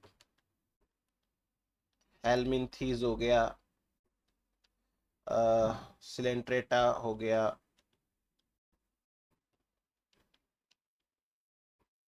और ये आपका क्रस्टेशियन हो गया। ठीक है। तो ये सारे के सारे हो गए हमारे पास में रिप्रोडक्शन पर्पज से। बस और डिटेल में अपन बाद में जाएंगे। अब एक चीज और बताता हूं, देखो मैं, मेजर और माइनर फाइला का क्या कॉन्सेप्ट है। मेजर एंड माइनर फाइला, मैंने आपको वैसे बताया था कि मेजर फाइला मतलब जो एक तो संख्या में ज्यादा होते हैं, दूसरा इकोलॉजिकली इंपॉर्टेंट होते हैं। तो मैं आपको ना यहाँ पे एक छोटी सी चीज बतानी थी, वो आपको बता रहा हूं। अलग अलग साइंटिस्ट ने अलग अलग number of major and minor phyla दे रखे हैं। ठीक है, अपने को उसमें नहीं जाना, बिल्कुल नहीं जाना अपने को। आप ये समझो कि मेजर फाइला के लिए दो क्राइटेरिया होते हैं। There are two criteria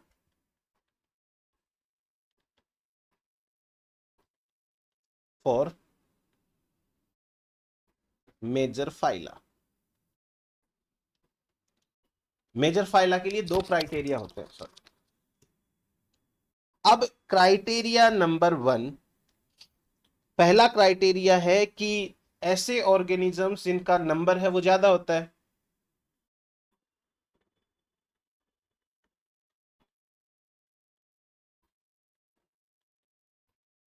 number of species are more, जिनमें नंबर ऑफ स्पीसीज है वो ज्यादा हो।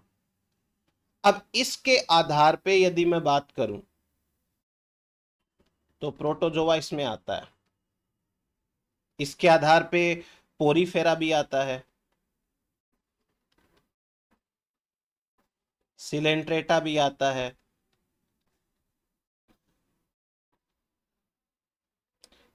प्लेटीहेल्मिन्थीज भी आता है,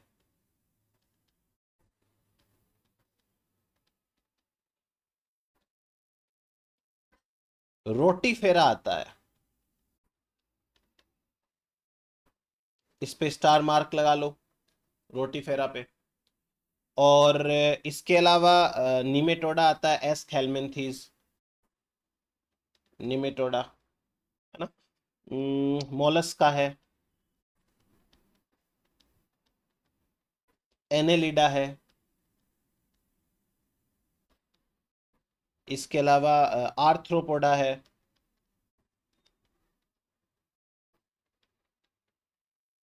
और एक्टोप्रोक्टा है। इस पे भी स्टार मार्क लगाओ, बताऊंगा अभी मैं। एक्टोप्रोक्टा, और एक इकाइनोडर्मेटा। ठीक है, इकाइनोडर्मेटा। चलो, तो आपको एग्जाम में यहां से दो तरीके के सवाल पूछे जा सकते हैं। पहला सवाल कि which of the following is not a major phyla और नॉट ए माइनर फाइला, और which of the following is a major phyla और इज ए माइनर फाइला। आपको ऑप्शन दे देंगे चार, उसमें से कौन सा एक है वो मेजर है या मेजर नहीं है, या माइनर है या माइनर नहीं, या कोई कॉम्बिनेशन दे देंगे बहुत सारे, चार ऑप्शन के अंदर तीन तीन चार चार, तीन तीन चार चार बना करके, और फिर आपको पूछेंगे कि बताओ कौन सा वाला ऑप्शन ऐसा है जिसके सभी फाइला मेजर है, या कौन सा वाला ऑप्शन ऐसा है जिसके सभी फाइला जो है वो माइनर होते हैं। तो आपको इस तरीके का एक सवाल पूछा जा सकता है। क्लियर हो गया ये चीज आपको। अब दूसरा सवाल जो यहां से आएगा, एक इंटरेस्टिंग केस है, वो क्या हो सकता है, बात करते हैं। दूसरा सवाल ये है, मतलब दूसरा जो एक क्राइटेरिया बनता है वो ये है कि इनकी इकोलॉजिकल इंपॉर्टेंस हाई होनी चाहिए। इकोलॉजिकल इंपॉर्टेंस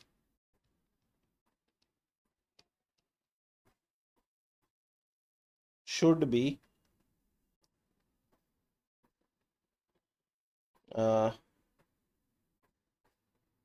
मोर। तो इकोलॉजिकली इंपॉर्टेंस है वो ज्यादा होनी चाहिए। अब उस आधार पे मैंने जो 2 स्टार मार्क लगाए हैं वो माइनर की कैटेगरी में चले जाते हैं। यहां पर मेजर फाइला के अंदर जो मैंने लिखा उनमें से 2 निकाल दो।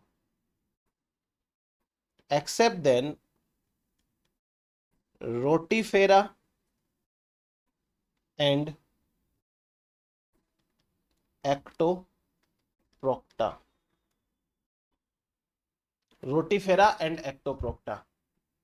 तो ये हुआ हमारे पास में मेजर और माइनर फाइला है उनका एक कॉन्सेप्ट सिंपल सा, कि कौन से मेजर है कौन से माइनर है, और माइनर है तो कौन से हैं, मेजर है तो कौन से हैं।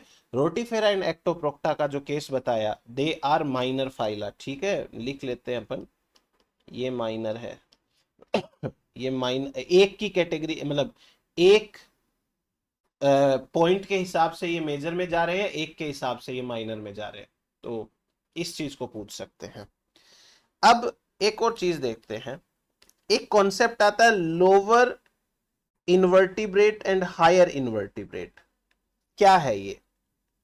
Lower invertebrates and higher invertebrates. तो देखो, सिंपल सी चीज है।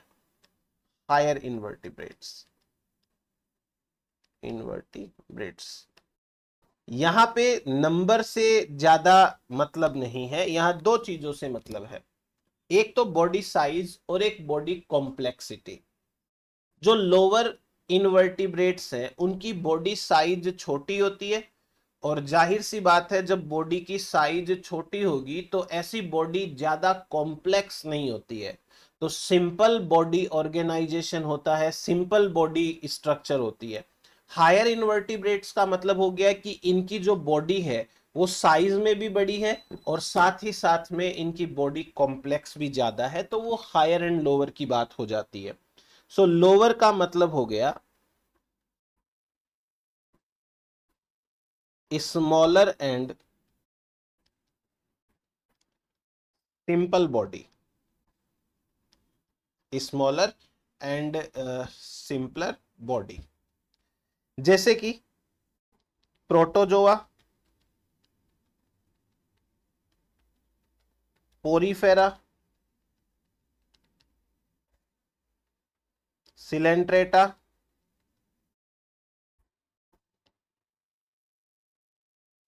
इसके अलावा प्लेटीहेल्मिन्थीज,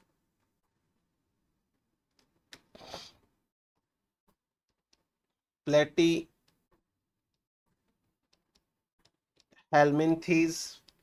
निमेटोडा, ये सारे के सारे लोअर की कैटेगरी में आते हैं। हायर का मतलब हो गया, एक तो बॉडी साइज बड़ी है, लार्ज एंड कॉम्प्लेक्स बॉडी।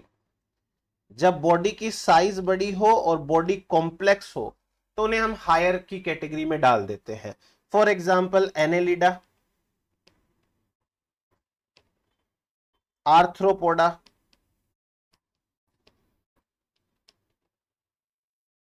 जैसे मोलस्का, इकाइनोडर्मेटा। इकाइनोडर्मेटा तो ये है हमारे पास में हायर इन्वर्टिब्रेट के नाम पे कुछ ग्रुप्स। तो इतना है हमारे पास एक बार सिंपल सा केस। अब ये तो हो गया स्मॉलर एंड हायर के हिसाब से बात। कुछ और सिंपल है वो भी कर लेते हैं बातें इनके। बॉडी साइज की हो गई और बॉडी की जो शेप है, कॉम्प्लेक्सिटी है, उसकी बात हो गई। लोअर इन्वर्टिब्रेट्स के अंदर यदि आप सिमिट्री के हिसाब से जाओगे तो मुझे दिख रहा है protozoa Porifera, asymmetric, Coelenterata radial, Platyhelminthes है रेडियल में चले जाएंगे। तो कुल मिलाकर के इनकी एसिमेट्री,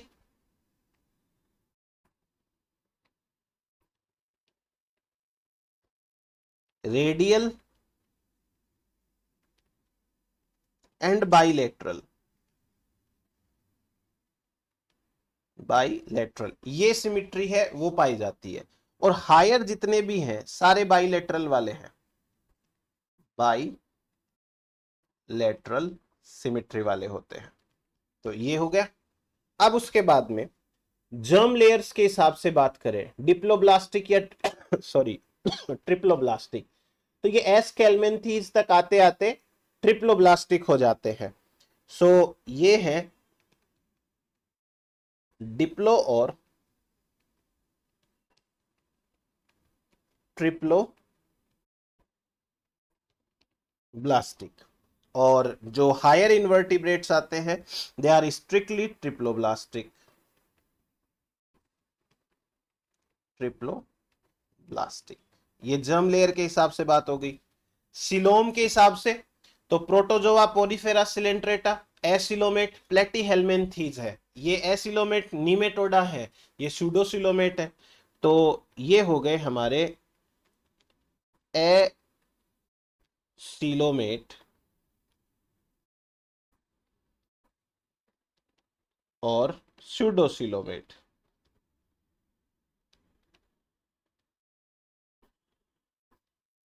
और ये है यूसिलोमेट सारे, यूसिलोमेट। ये एक अंतर हो गया। फिर नेक्स्ट देखते हैं, अगर हम इनका डाइजेस्टिव सिस्टम के हिसाब से बात करें तो जनरली इनके अंदर सेपरेट माउथ और एनस नहीं होती, जबकि हायर इन्वर्टिब्रेट के अंदर माउथ अलग है और एनस अलग है। तो generally, not strictly but generally, no separate, generally no separate mouth and anus, mouth and anus. और यहां पर separate anus and mouth, separate mouth and anus. So ये हुआ हमारे पास में एक और करेक्टर। फिर उसके बाद में इनके अंदर गट या तो होती नहीं है, अगर होगी तो वो मस्क्यूलर नेचर की नहीं होती, नो और नॉन मस्क्यूलर गट। और हायर के पास में एक मस्क्यूलर गट होती है, मस्क्यूलर गट। आपको यहां से भी सवाल पूछा जा सकता है कि बताओ कौन सा कॉम्बिनेशन है जिसमें ये करेक्टर लोअर इन्वर्टिब्रेट या हायर इन्वर्टिब्रेट के हिसाब से होती है। ब्लड जो वेस्कुलर सिस्टम है वो डेवलप नहीं होता इनका ज्यादा अच्छे से, blood vascular system, blood vascular system not well developed. और इनके अंदर वेल डेवलप्ड होता है, well developed.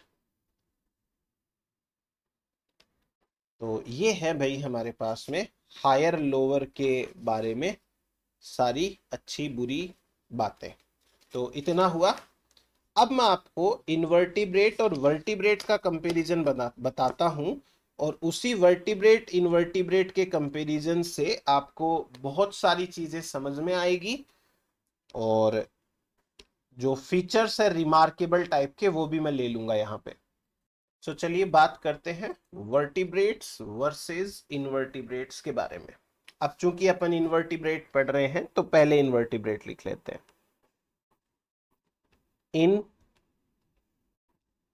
Invertebrates versus vertebrates. ठीक है, देखो यदि आपको बढ़िया कंपैरिजन करना है ना, तो आपको क्या करना पड़ेगा कि दोनों टाइप के ऑर्गेनिजम्स की जो अर्ली स्टेजेस है उसी में दोनों को कंपेयर करना पड़ेगा। दोनों टाइप की जो ऑर्गेनिजम्स है उनकी अर्ली स्टेज में ही उनको कंपेयर करना पड़ेगा। लेटर स्टेज में करोगे तो बहुत सारी चीजें बदल जाती है।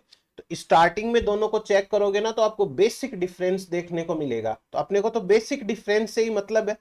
चलिए मैं समझाता हूं आपको। देखो पहले बात करते हैं इनवर्टिब्रेट की। मान लीजिए कि ये जो है वो इनवर्टिब्रेट की बॉडी है अर्ली डेवलपमेंटल स्टेज के अंदर।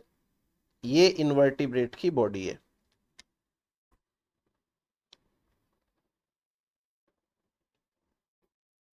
और ये दूसरी वाली अर्ली डेवलपमेंटल स्टेज के अंदर वर्टिब्रेट की बॉडी है। ठीक है, तो ये हुआ हमारे पास में। अब एक और चीज समझाता हूं, आराम से एक एक करके चीजें समझेंगे अपन। देखो वेरी फर्स्ट ऑफ ऑल आपको एनिमल्स के अंदर डोर्सल वेंट्रल का थोड़ा सा ध्यान रखना पड़ेगा। डोर्सल वेंट्रल का ध्यान रखना पड़ेगा। डोर्सल का मतलब होता है पीठ, और वेंट्रल का मतलब होता है अपना पेट वाला पार्ट, बेली पार्ट। ये वेंट्रल होता है, डोर्सल वेंट्रल। यदि कोई भी एनिमल जमीन के ऊपर चलता है, रेंगता है, तो उसकी पीठ ऊपर होती है, डोर्सल साइड वो है, और ये वेंट्रल साइड, उसका जो वेंट्रल साइड है वो जमीन से चिपका हुआ रहता है, जमीन की तरफ होता है। ये चीज क्लियर हो गई। तो अब अपन यहां से ये समझ लेते हैं कि इनके अंदर ये तो है वेंट्रल, वेंट्रल साइड है ये तो, और ये इधर की तरफ है डोर्सल साइड। थोड़ा ऊपर बना लेता हूं मैं, डोर्सल साइड। ठीक है, ये वर्टिब्रेट के लिए रहेगा, ये डायग्राम इनवर्टिब्रेट के लिए रहेगा। अब सबसे पहले इनके अंदर एक कॉमन चीज समझते हैं, और वो क्या है, कैसे है, सारी चीजें कर लेते हैं। वेल, जो इनवर्टिब्रेट्स होते हैं ना, इन इनवर्टिब्रेट्स में अगर अपन डाइजेस्टिव सिस्टम या एलिमेंट्री कैनाल की बात करें, तो लेट्स से कि ये है माउथ से लेकर के एनस तक का पार्ट, ये है एलिमेंट्री कैनाल। ये हो गया हमारे पास माउथ, और ये हो गया एनस। एनस, और इनके अंदर भी ये हो गया माउथ वाला पार्ट, और ये हो गया एनस वाला पार्ट। चलो तो ये चीज कॉमन हो गई। ठीक है, एनस माउथ। अब करेक्टरिस्टिक डिफरेंसेस की बात करते हैं, जो सबसे इंपॉर्टेंट टाइप के होते हैं उनकी बात करते हैं। देखो हमारे और सब लिविंग ऑर्गेनिजम्स के अंदर जिनमें भी नर्व सिस्टम होता है, उनमें ब्रेन से लेके और बॉडी के निचले हिस्से तक एक नर्व सिस्टम की रस्सी जैसी स्ट्रक्चर होती है, पतली सी, जिसे नर्व कॉर्ड बोलते हैं। क्या बोलते हैं? Nerve cord. हमारे अंदर ये नर्व कॉर्ड रीढ़ की हड्डी के ऊपर ऊपर पाई जाती है, यानी कि हमारी हो गई ये डोर्सल साइड में। और जो ये इनवर्टिब्रेट्स होती हैं, उनके अंदर ये नर्व कोड है वो उनके बेली पार्ट की साइड में पाई जाती है। तो एक जो मेजर डिफरेंस है इन दोनों के अंदर वो है नर्व कोड का।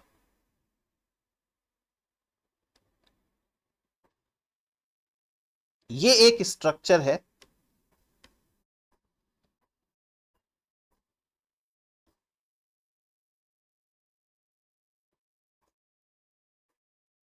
जिसे बोलते हैं नर्व कोड।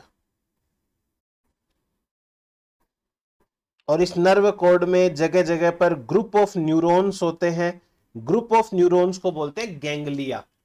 तो एक बार के लिए तो समझो ये नर्व कोड है, नर्व कोड। इस नर्व कोड का मुझे एक फीचर तो देख के समझ में आ गया कि ये वेंट्रल साइड में है, वेंट्रल, वेंट्रल साइड में। दो फीचर मुझे अभी देख के समझ में नहीं आ रहे लेकिन वो भी होते हैं। एक तो यहां पे दो नर्व कोड होती है, डबल नर्व कोड होती है, दो रस्सियां होती हैं। और दूसरा ये दोनों रस्सियां अंदर से सॉलिड होती है, सॉलिड होती है। ऐसे समझो कि मान लो एक तो वो बिजली वाला तार होता है ना, मोटा सा, जो खंभों पे लगा होता है, खंभों पे, उस तार को बीच में से काटो तो वो एकदम सॉलिड होता है। और एक पाइप होता है पानी भरने वाला, तो वो बीच में से खोखला होता है। ये अंतर मिलेगा आपको, देखना। So very first of all जो नर्व कोड होती है किसकी, इन्वर्टिब्रेट्स की, वो नर्व कोड वेंट्रल साइड में होती है। वो दो होती है जो यहां से नहीं दिख रही है और मैं बना भी नहीं सकता क्योंकि इतना अच्छा डायग्राम मुझसे बनेगा भी नहीं। तो याद रख लेना, डबल होती है और सॉलिड होती है। अब आ जाओ उसके ऊपर। अच्छा, इसी में एक और चीज बता देता हूं ताकि उधर डायग्राम बनाने में इजी रहेगा। इन्वर्टिब्रेट्स के पास में ब्रेन के नाम पे एक रिंग लाइक स्ट्रक्चर होती है जिसे बोलते हैं नर्व रिंग।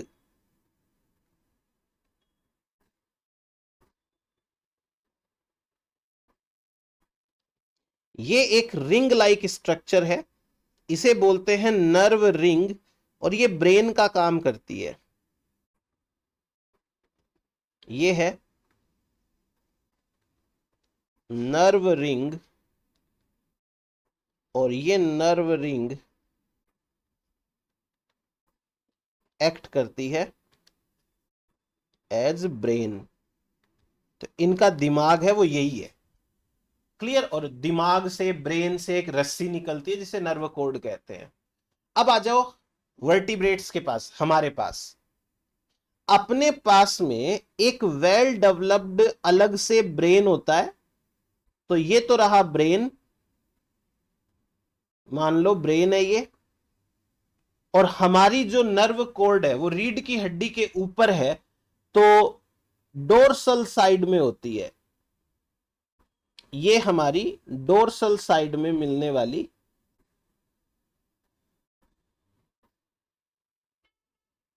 नर्व कोड हो गई। तो ये तो हो गया हमारा ब्रेन,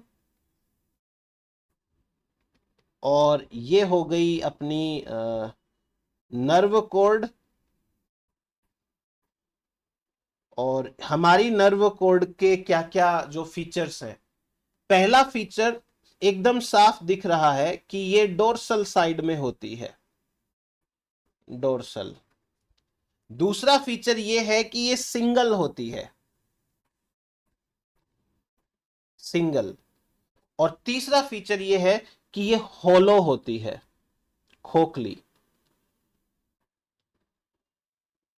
होलो। तो डोर्सल, सिंगल, होलो, ये हमारे उसका फीचर आ गया वर्टिब्रेट का, करेक्टरिस्टिक फीचर है।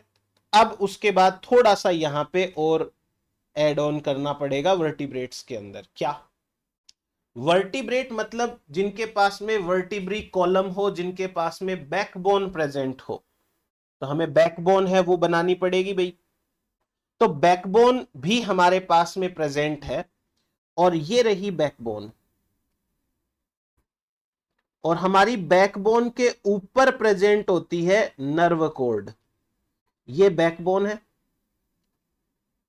रीढ़ की हड्डी, और देखा जाए तो हमारे पास में वर्टिब्री के कॉलम होते हैं। जो रीढ़ की हड्डी आपने वैसे डायग्राम में देखी होगी कि छोटे छोटे छोटे छोटे ब्लॉक से होते हैं, that are the vertebral column. So ये जो स्ट्रक्चर है ये है नोटोकॉर्ड, और ये है वर्टिब्री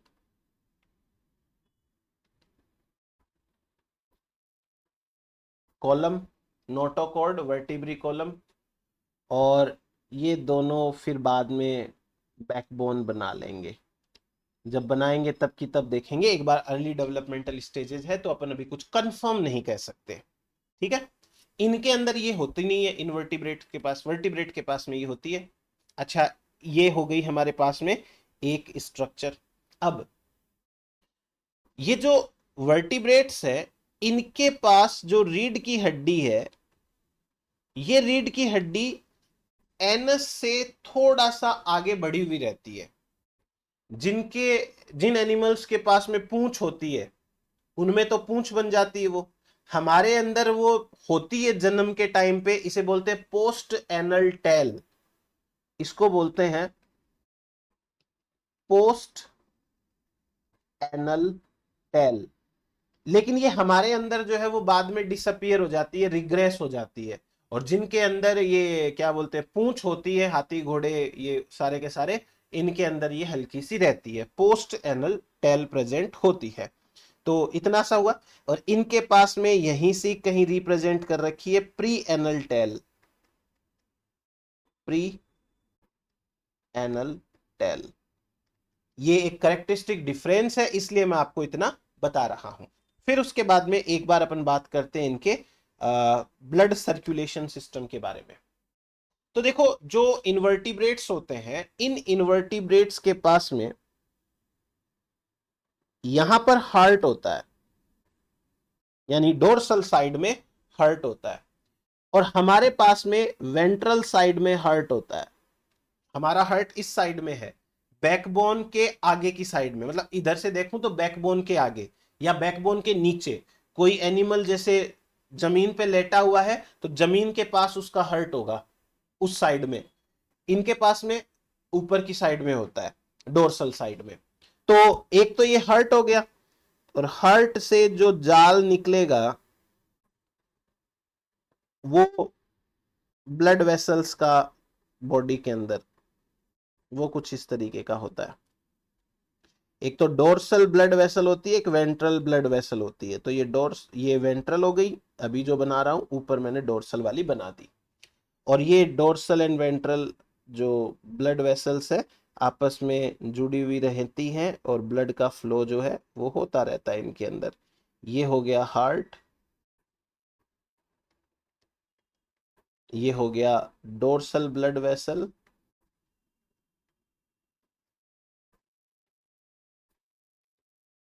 डोर्सल ब्लड वेसल,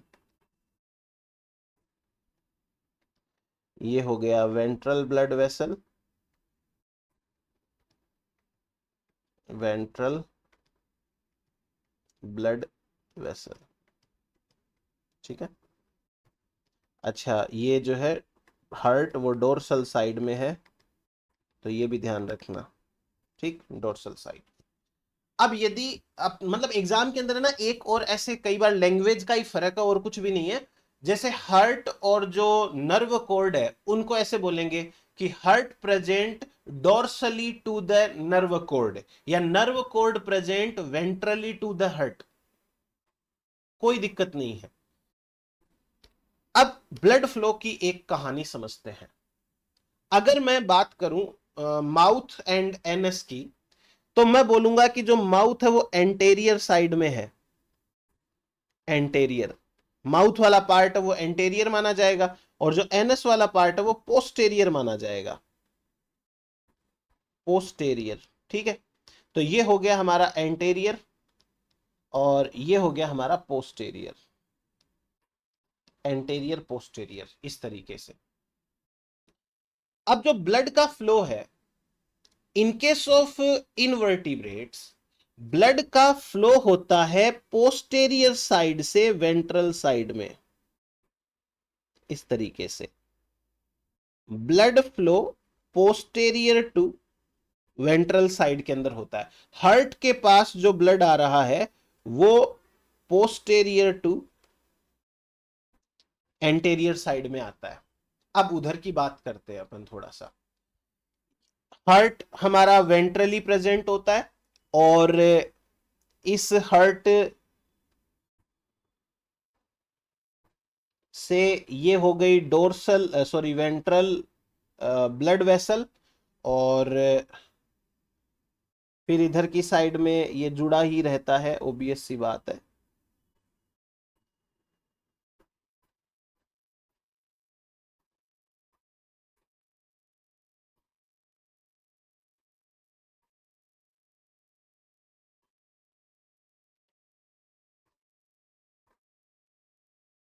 ये ये हार्ट है, ये है वेंट्रल ब्लड वेसल, और ये हार्ट हमारा वेंट्रल साइड में है।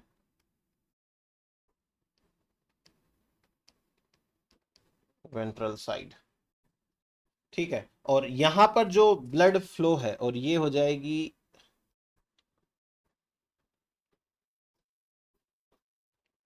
डोर्सल ब्लड वेसल, ये डोर्सल ब्लड वेसल है। और ब्लड का जो फ्लो होता है वो एंटेरियर टू पोस्टेरियर होता है। इस साइड से ब्लड जाएगा इस डायरेक्शन के अंदर, ऐसे रिसीव होगा, तो ब्लड फ्लो ऐसा माना जाता है। तो ये है मेरे पास में बेसिक बेसिक सी जो डिफरेंसेस वगैरह हैं वर्टिब्रेट एंड इनवर्टिब्रेट के अंदर। और अब अपन एक टेबल फॉर्म के अंदर आपको सारा का सारा मैं बता देता हूं, क्योंकि इंपॉर्टेंट ये भी रहने वाला है। अच्छा, एक जो है वो फेरेंजियल गिल स्लिट्स है, वो भी पाई जाती है इन केस ऑफ वर्टिब्रेट्स, वो बनाना भूल गया, ये रहा फेरेंजियल गिल स्लिट्स। देखो क्या होती है ये,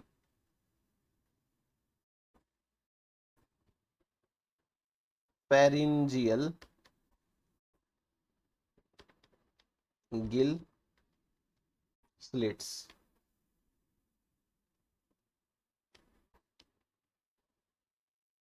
देखो, जो जब डेवलपमेंट होता है हमारा, तो जो हेड है, हेड के नीचे का पार्ट होता है थोरेक्स। अभी तो एकदम अच्छे से अपने गर्दन आ गई, वरना जो गर्दन है, गर्दन और ये जो छाती वाला पार्ट है वो एक ही होता है, तो इसे बोलते हैं थोरेक्स। फिर ये पेट वाला पार्ट है, ये एब्डोमेन होता है। तो जो गर्दन और ये छाती वाला पार्ट होता है, यहाँ पे छेद होते हैं, इन्हें बोलते हैं गिल स्लिट्स। और क्योंकि ये वाला जो एरिया होता है ये फेरिंजियल होता है, तो इन्हें बोलते हैं pharyngeal gill slits. Pharyngeal gill slits जो होते हैं ना, वो हमारे अंदर बंद हो जाते हैं बाद में। और अभी देखो हमारे यहाँ नेक के ऊपर कोई गिल स्लिट्स नहीं है, लेकिन जिनके अंदर गिल्स पाए जाते हैं उनमें वो गिल्स बन जाते हैं। बट हमारे अंदर भी होते हैं। और इसी चीज से हम ये भी कह सकते हैं कि हमारा जो डेवलपमेंट है, वो डेवलपमेंट इनके साथ में हुआ है, हमारे कॉमन एंसेस्टर रहे हैं। तो फेरेंजियल गिल स्लिट्स भी होते हैं। चलो अभी मैं ना आपको एक करेक्टर्स के हिसाब से बता देता हूं कुछ। तो अम, बात कर लेते हैं अपन वर्टिब्रेट इनवर्टिब्रेट की। इन वर्टिब्रेट्स और वर्टिब्रेट्स, और क्या क्या करेक्टर्स हैं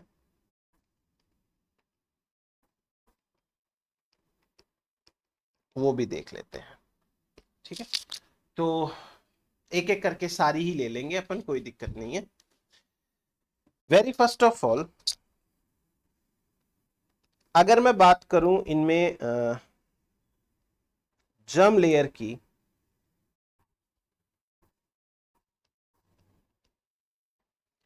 तो इनवर्टिब्रेट्स हैं, इनके पास में डिप्लो या ट्रिप्लोब्लास्टिक होते हैं। ये डिप्लो और ट्रिप्लोब्लास्टिक। और वर्टिब्रेट्स के अंदर बात करें तो ये ट्रिप्लोब्लास्टिक होते हैं। ट्रिप्लोब्लास्टिक। दूसरा, यदि अपन सीलोम की बात करें तो इनके अंदर ऑल टाइप यानी 3 टाइप की सीलोम है, या जो एसिलोमेट, सुडोसिलोमेट और ट्रू यूसिलोमेट। और ये जो है वो ओनली यू सिलोम पाई जाती है। फिर उसके बाद सिमिट्री की बात करें, सिमिट्री तो इनके पास में रेडियल, बाई रेडियल, जो lateral, sorry, radial, by lateral और सारी तरीके की होती है, ऑल टाइप। और ये होते हैं बाइलेटरल ओनली।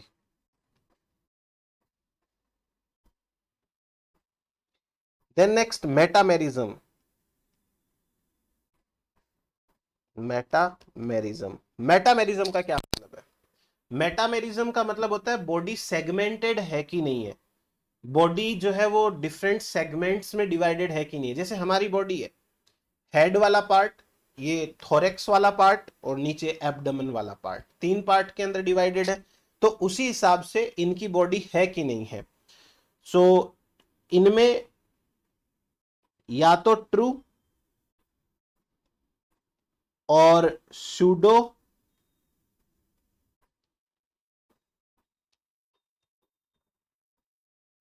और नो मेटामेरिज्म, नो मेटामेरिज्म, ये 3 ऑप्शंस मिलते हैं। और जो हमारी बॉडी होती है उनमें ट्रू मेटामेरिज्म होता है, ट्रू मेटामेरिज्म। हाँ, अब आप कहोगे कि सर बाहर से देखने पे तो नहीं लग रहा कि हमारी बॉडी 3 पार्ट में डिवाइडेड है। तो जरूरी थोड़ी है मेटामेरिज्म है वो एक्सटर्नल ही हो, इंटरनल मेटामेरिज्म भी होता है। ठीक है, और जो इंसेक्ट्स वगैरह है उनमें तो एकदम एक्सटर्नल मेटामेरिज्म भी पाया जाता है, तो वो अलग अलग बात है। फिर उसके बाद में post anal tail, post anal tail, इनके अंदर एब्सेंट होती है, इनके अंदर प्रेजेंट होती है।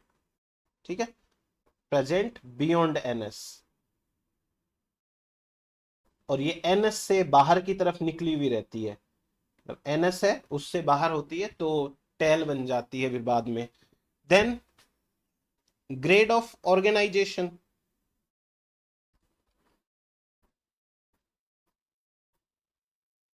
ग्रेड ऑफ ऑर्गेनाइजेशन, तो ग्रेड ऑफ ऑर्गेनाइजेशन है इनवर्टिब्रेट्स के अंदर ऑल टाइप का पाया जाता है, और इनके अंदर ऑर्गन सिस्टम टाइप का होता है। मतलब ये हायर है ना, तो इनके अंदर ऑर्गन सिस्टम टाइप का होता है। ये तो कोई समझने वाली बात नहीं है, ग्रेड ऑफ ऑर्गेनाइजेशन। फिर उसके बाद में जर्म लेयर का आ गया, सीलोम का आ गया। अब लिम्ब डेरिवेशन, लिम्ब डेरिवेशन यानी हाथ पैर है वो कहां से बनते हैं, हाथ पैर कहां से बनते हैं। तो जो इन्वर्टिब्रेट्स होते हैं इनके अंदर लिम्ब का डेरिवेशन होता है एक ही सेगमेंट से, जिस सेगमेंट से हाथ बनेंगे उसी से पैर बनेंगे, from same segment,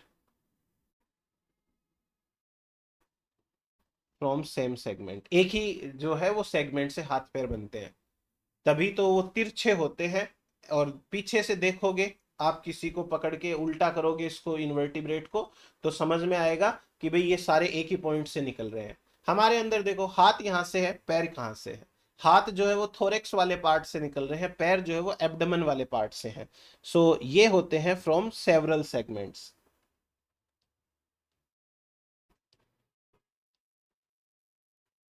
from several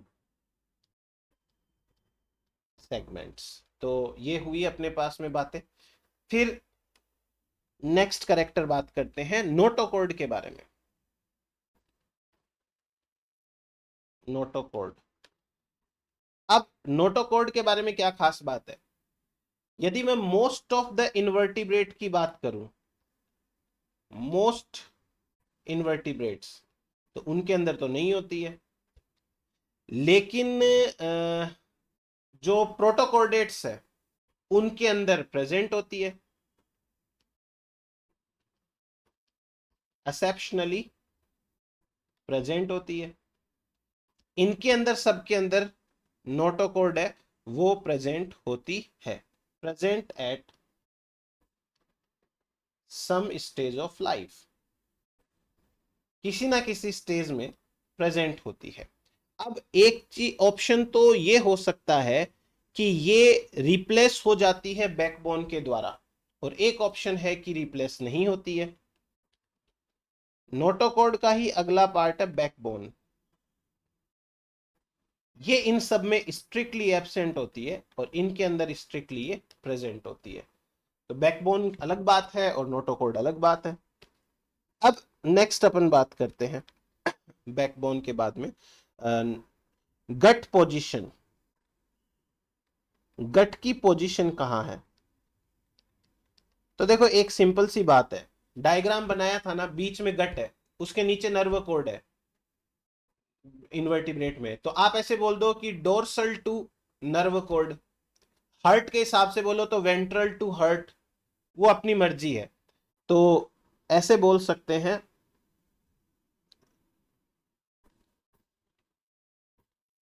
dorsal to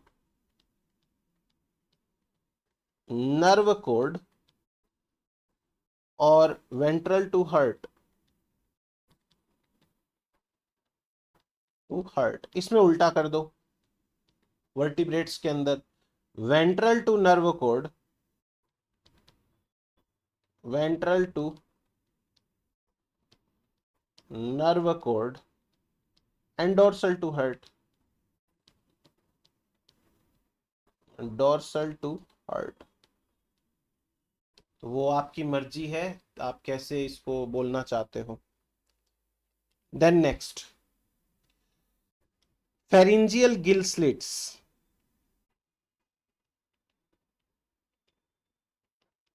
pharyngeal gill slits, तो थोरेक्स वाले पार्ट के अंदर गिल्स वगैरह के स्लिट्स होते हैं कि नहीं होते हैं, इनमें प्रेजेंट होते हैं लेकिन ये डिसअपियर हो सकते हैं, present but they may disappear,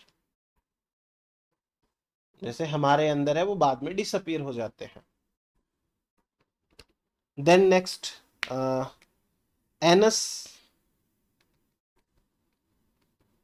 anus, anus है वो इन्वर्टिब्रेट्स के अंदर या तो होती नहीं है, जैसे माउथ और एनस है वो कॉमन ओपनिंग है,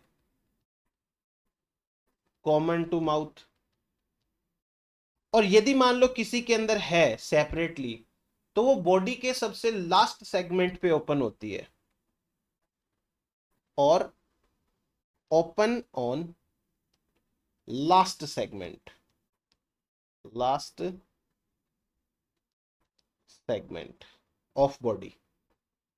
और दूसरा जो वर्टिब्रेट्स है इनके अंदर open before last segment, open before last segment, open before last segment. तो ये हो गई बात अपनी, है ना, क्योंकि रीजन ये है कि भाई इनके अंदर जो वर्टिब्रेट्स है इनमें कॉमन तो होता नहीं है, माउथ अलग होता है, एनएस अलग होती है, तो ये जो है लास्ट सेगमेंट से पहले खुलती है। Blood vascular system, blood vascular system, in case of blood vascular system एक तो ये ओपन टाइप का होता है। ओपन टाइप का मतलब है कि भाई हार्ट से जो ब्लड वेसल्स निकल रही है वो एकदम से इंटरकनेक्टेड नहीं है, वो एक पॉइंट के ऊपर जाके खुल जाती है, उन्हें बोलते हैं साइनस। और फिर उसमें से ब्लड है वो बॉडी के फ्लूइड के साथ मिक्स होता है। हमारे अंदर ब्लड वेसल्स का जाल अलग है और लिम्फेटिक जो जाल है लिम्फ वेसल्स का वो अलग होता है। तो हमारे जो बॉडी का फ्लूइड है वो ब्लड के कांटेक्ट में डायरेक्टली कभी नहीं आता और इनके अंदर मिक्सिंग होती रहती है। तो इसे बोलते हैं ओपन टाइप का ब्लड वेस्कुलर सिस्टम। क्लोज भी हो सकता है और ऐसे भी हो सकते हैं जिनके अंदर है ही नहीं। हमारे पास में क्लोज होता है हमेशा और वेल डेवलप्ड टाइप का होता है। फिर बॉडी वेस्कुलर सिस्टम के बाद हार्ट की बात करें तो हार्ट या तो है ही नहीं इनके पास में, और अगर है तो आपको पता है डोर्सल होगा एब्सेंट, डोर्सल और लेटरल। लेटरल हमारे पास में प्रेजेंट होगा हार्ट और वेंट्रल होगा, वेंट्रल साइड के अंदर होता है। फिर हार्ट के बाद में डोर्सल ब्लड वेसल है। जो डोर्सल साइड में ब्लड की वेसल है उसमें ब्लड कैसे आता है, तो उसके अंदर जो इन्वर्टिब्रेट है उसमें पोस्टेरियर से एंटेरियर साइड में आता है, बताया था posterior to anterior.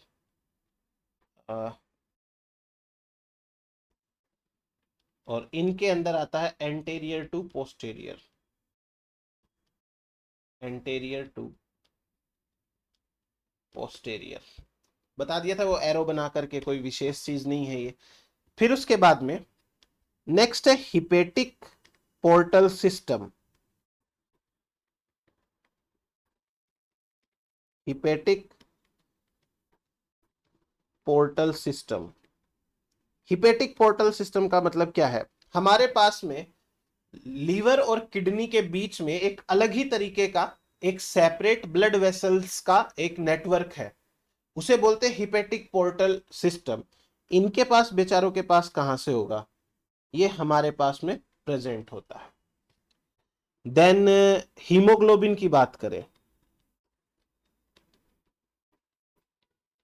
Haemoglobin,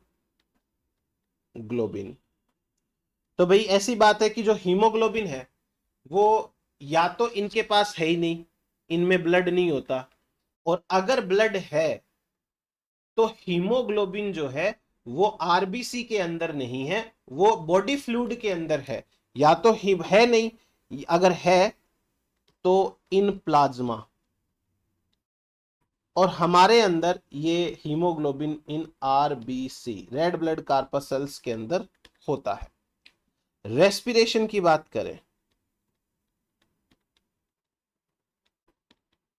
respiration तो इनके अंदर मैनी मेथड्स पाए जाते हैं, बताया था ना पीछे, डिफ्यूजन हो सकता है, ट्रैकियल सिस्टम हो सकता है, रेस्पिरेटरी ट्री हो सकता है, मोइस्ट स्किन हो सकती है, और इनके पास में या तो गिल्स होते हैं या फिर लंग्स होते हैं, या एम्फीबियंस टाइप के जो हैं उनके अंदर दोनों हो सकते हैं। तो ये वैसे कोई बहुत इंपॉर्टेंट टाइप नहीं है। देन देखो nerve system, nerve cord, nerve cord है वो एक तो इनमें होती है वेंट्रल, एक होती है डबल, एक होती है सॉलिड, और होती है विथ गैंग्लिया। ये चार करेक्टर है। गैंग्लिया, गैंग्लिया का मतलब होता है ग्रुप ऑफ न्यूरॉन्स। और यदि वही बात करें अपन इनकी वर्टिब्रेट्स की, तो वेंट्रल की जगह डोर्सल कर दो, हमारे पीठ की तरफ होती है। डबल नहीं होती, हमारे पास में एक ही रीढ़ की हड्डी के ऊपर एक ही वो होती है नर्व कॉर्ड। हमारी जो है खोखली होती है हॉलो और विदाउट गैंग्लिया है, विदाउट गैंग्लिया।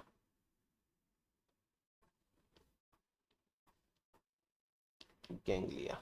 तो देखो एक चीज बताता हूं मैं आपको, अगर डायग्राम के हिसाब से बात करें ना,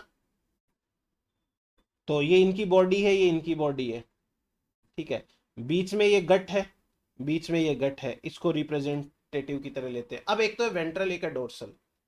तो नीचे की तरफ वेंट्रल होगा, यहां पर इस तरीके से 2 पॉइंट बना के दिखा देंगे, ये हो गई double solid ventral nerve cord, और यहां पर एक और ये खोखला इस तरीके का, ये हमारे पास में हो गया।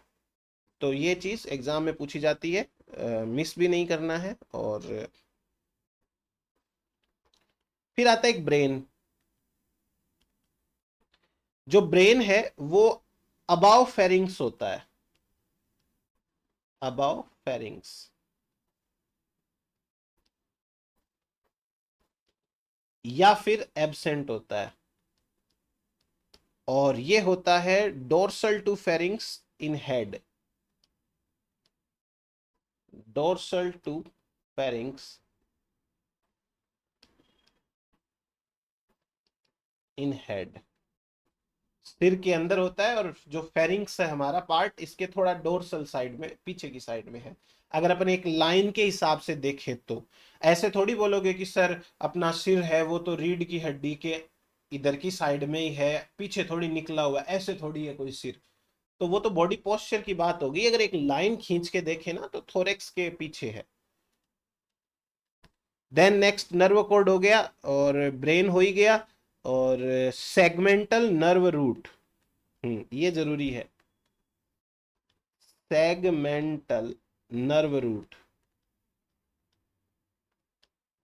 सेगमेंटल नर्व रूट का क्या मतलब है?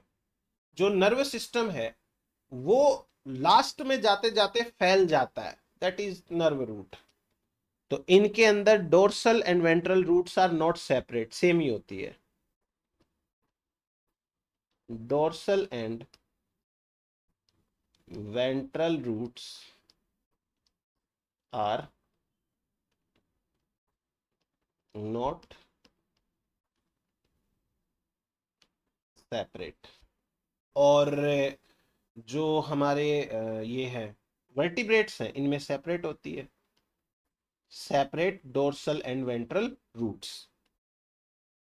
फिर उसके बाद में रिप्रोडक्शन।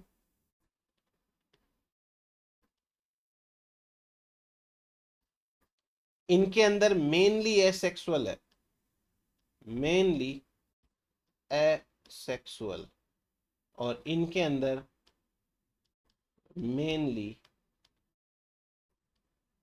सेक्सुअल होता है। फिर उसके बाद यहां पर बॉडी टेम्परेचर की या रीजनरेशन की पावर, रीजनरेशन पावर, तो इनके पास में होती है गुड, और हमारे पास में रीजनरेशन पावर पुअर होती है। हमारा हाथ कट जाएगा तो नया हाथ नहीं बनेगा, तो काट मत लेना। नेक्स्ट बॉडी टेम्परेचर की बात करें, बॉडी टेम्परेचर, तो देखो जो इनवर्टिब्रेट्स होते हैं they are cold blooded animals, cold blooded animals होते हैं। और जो हम और हमारे जैसे हैं उसमें कोल्ड एंड वार्म ब्लडेड दोनों टाइप के मिलते हैं। ये हुआ एक बार के लिए अच्छा खासा कंपैरिजन, और आप इसको अच्छे से करें, यहाँ से काफी सवाल आ जाते हैं, और ये बेसिक चीजें हैं। ये जितना अच्छे से क्लियर होंगी आगे थोड़ा समझने में इजी रहेगा। तो अपन, ये तो हुआ इन्वर्टिब्रेट्स का एक पहला पार्ट। नेक्स्ट क्लास के अंदर अपन सेकंड पार्ट पढ़ेंगे, फिर अपन फाइला वगैरह वो देखेंगे। Thank you.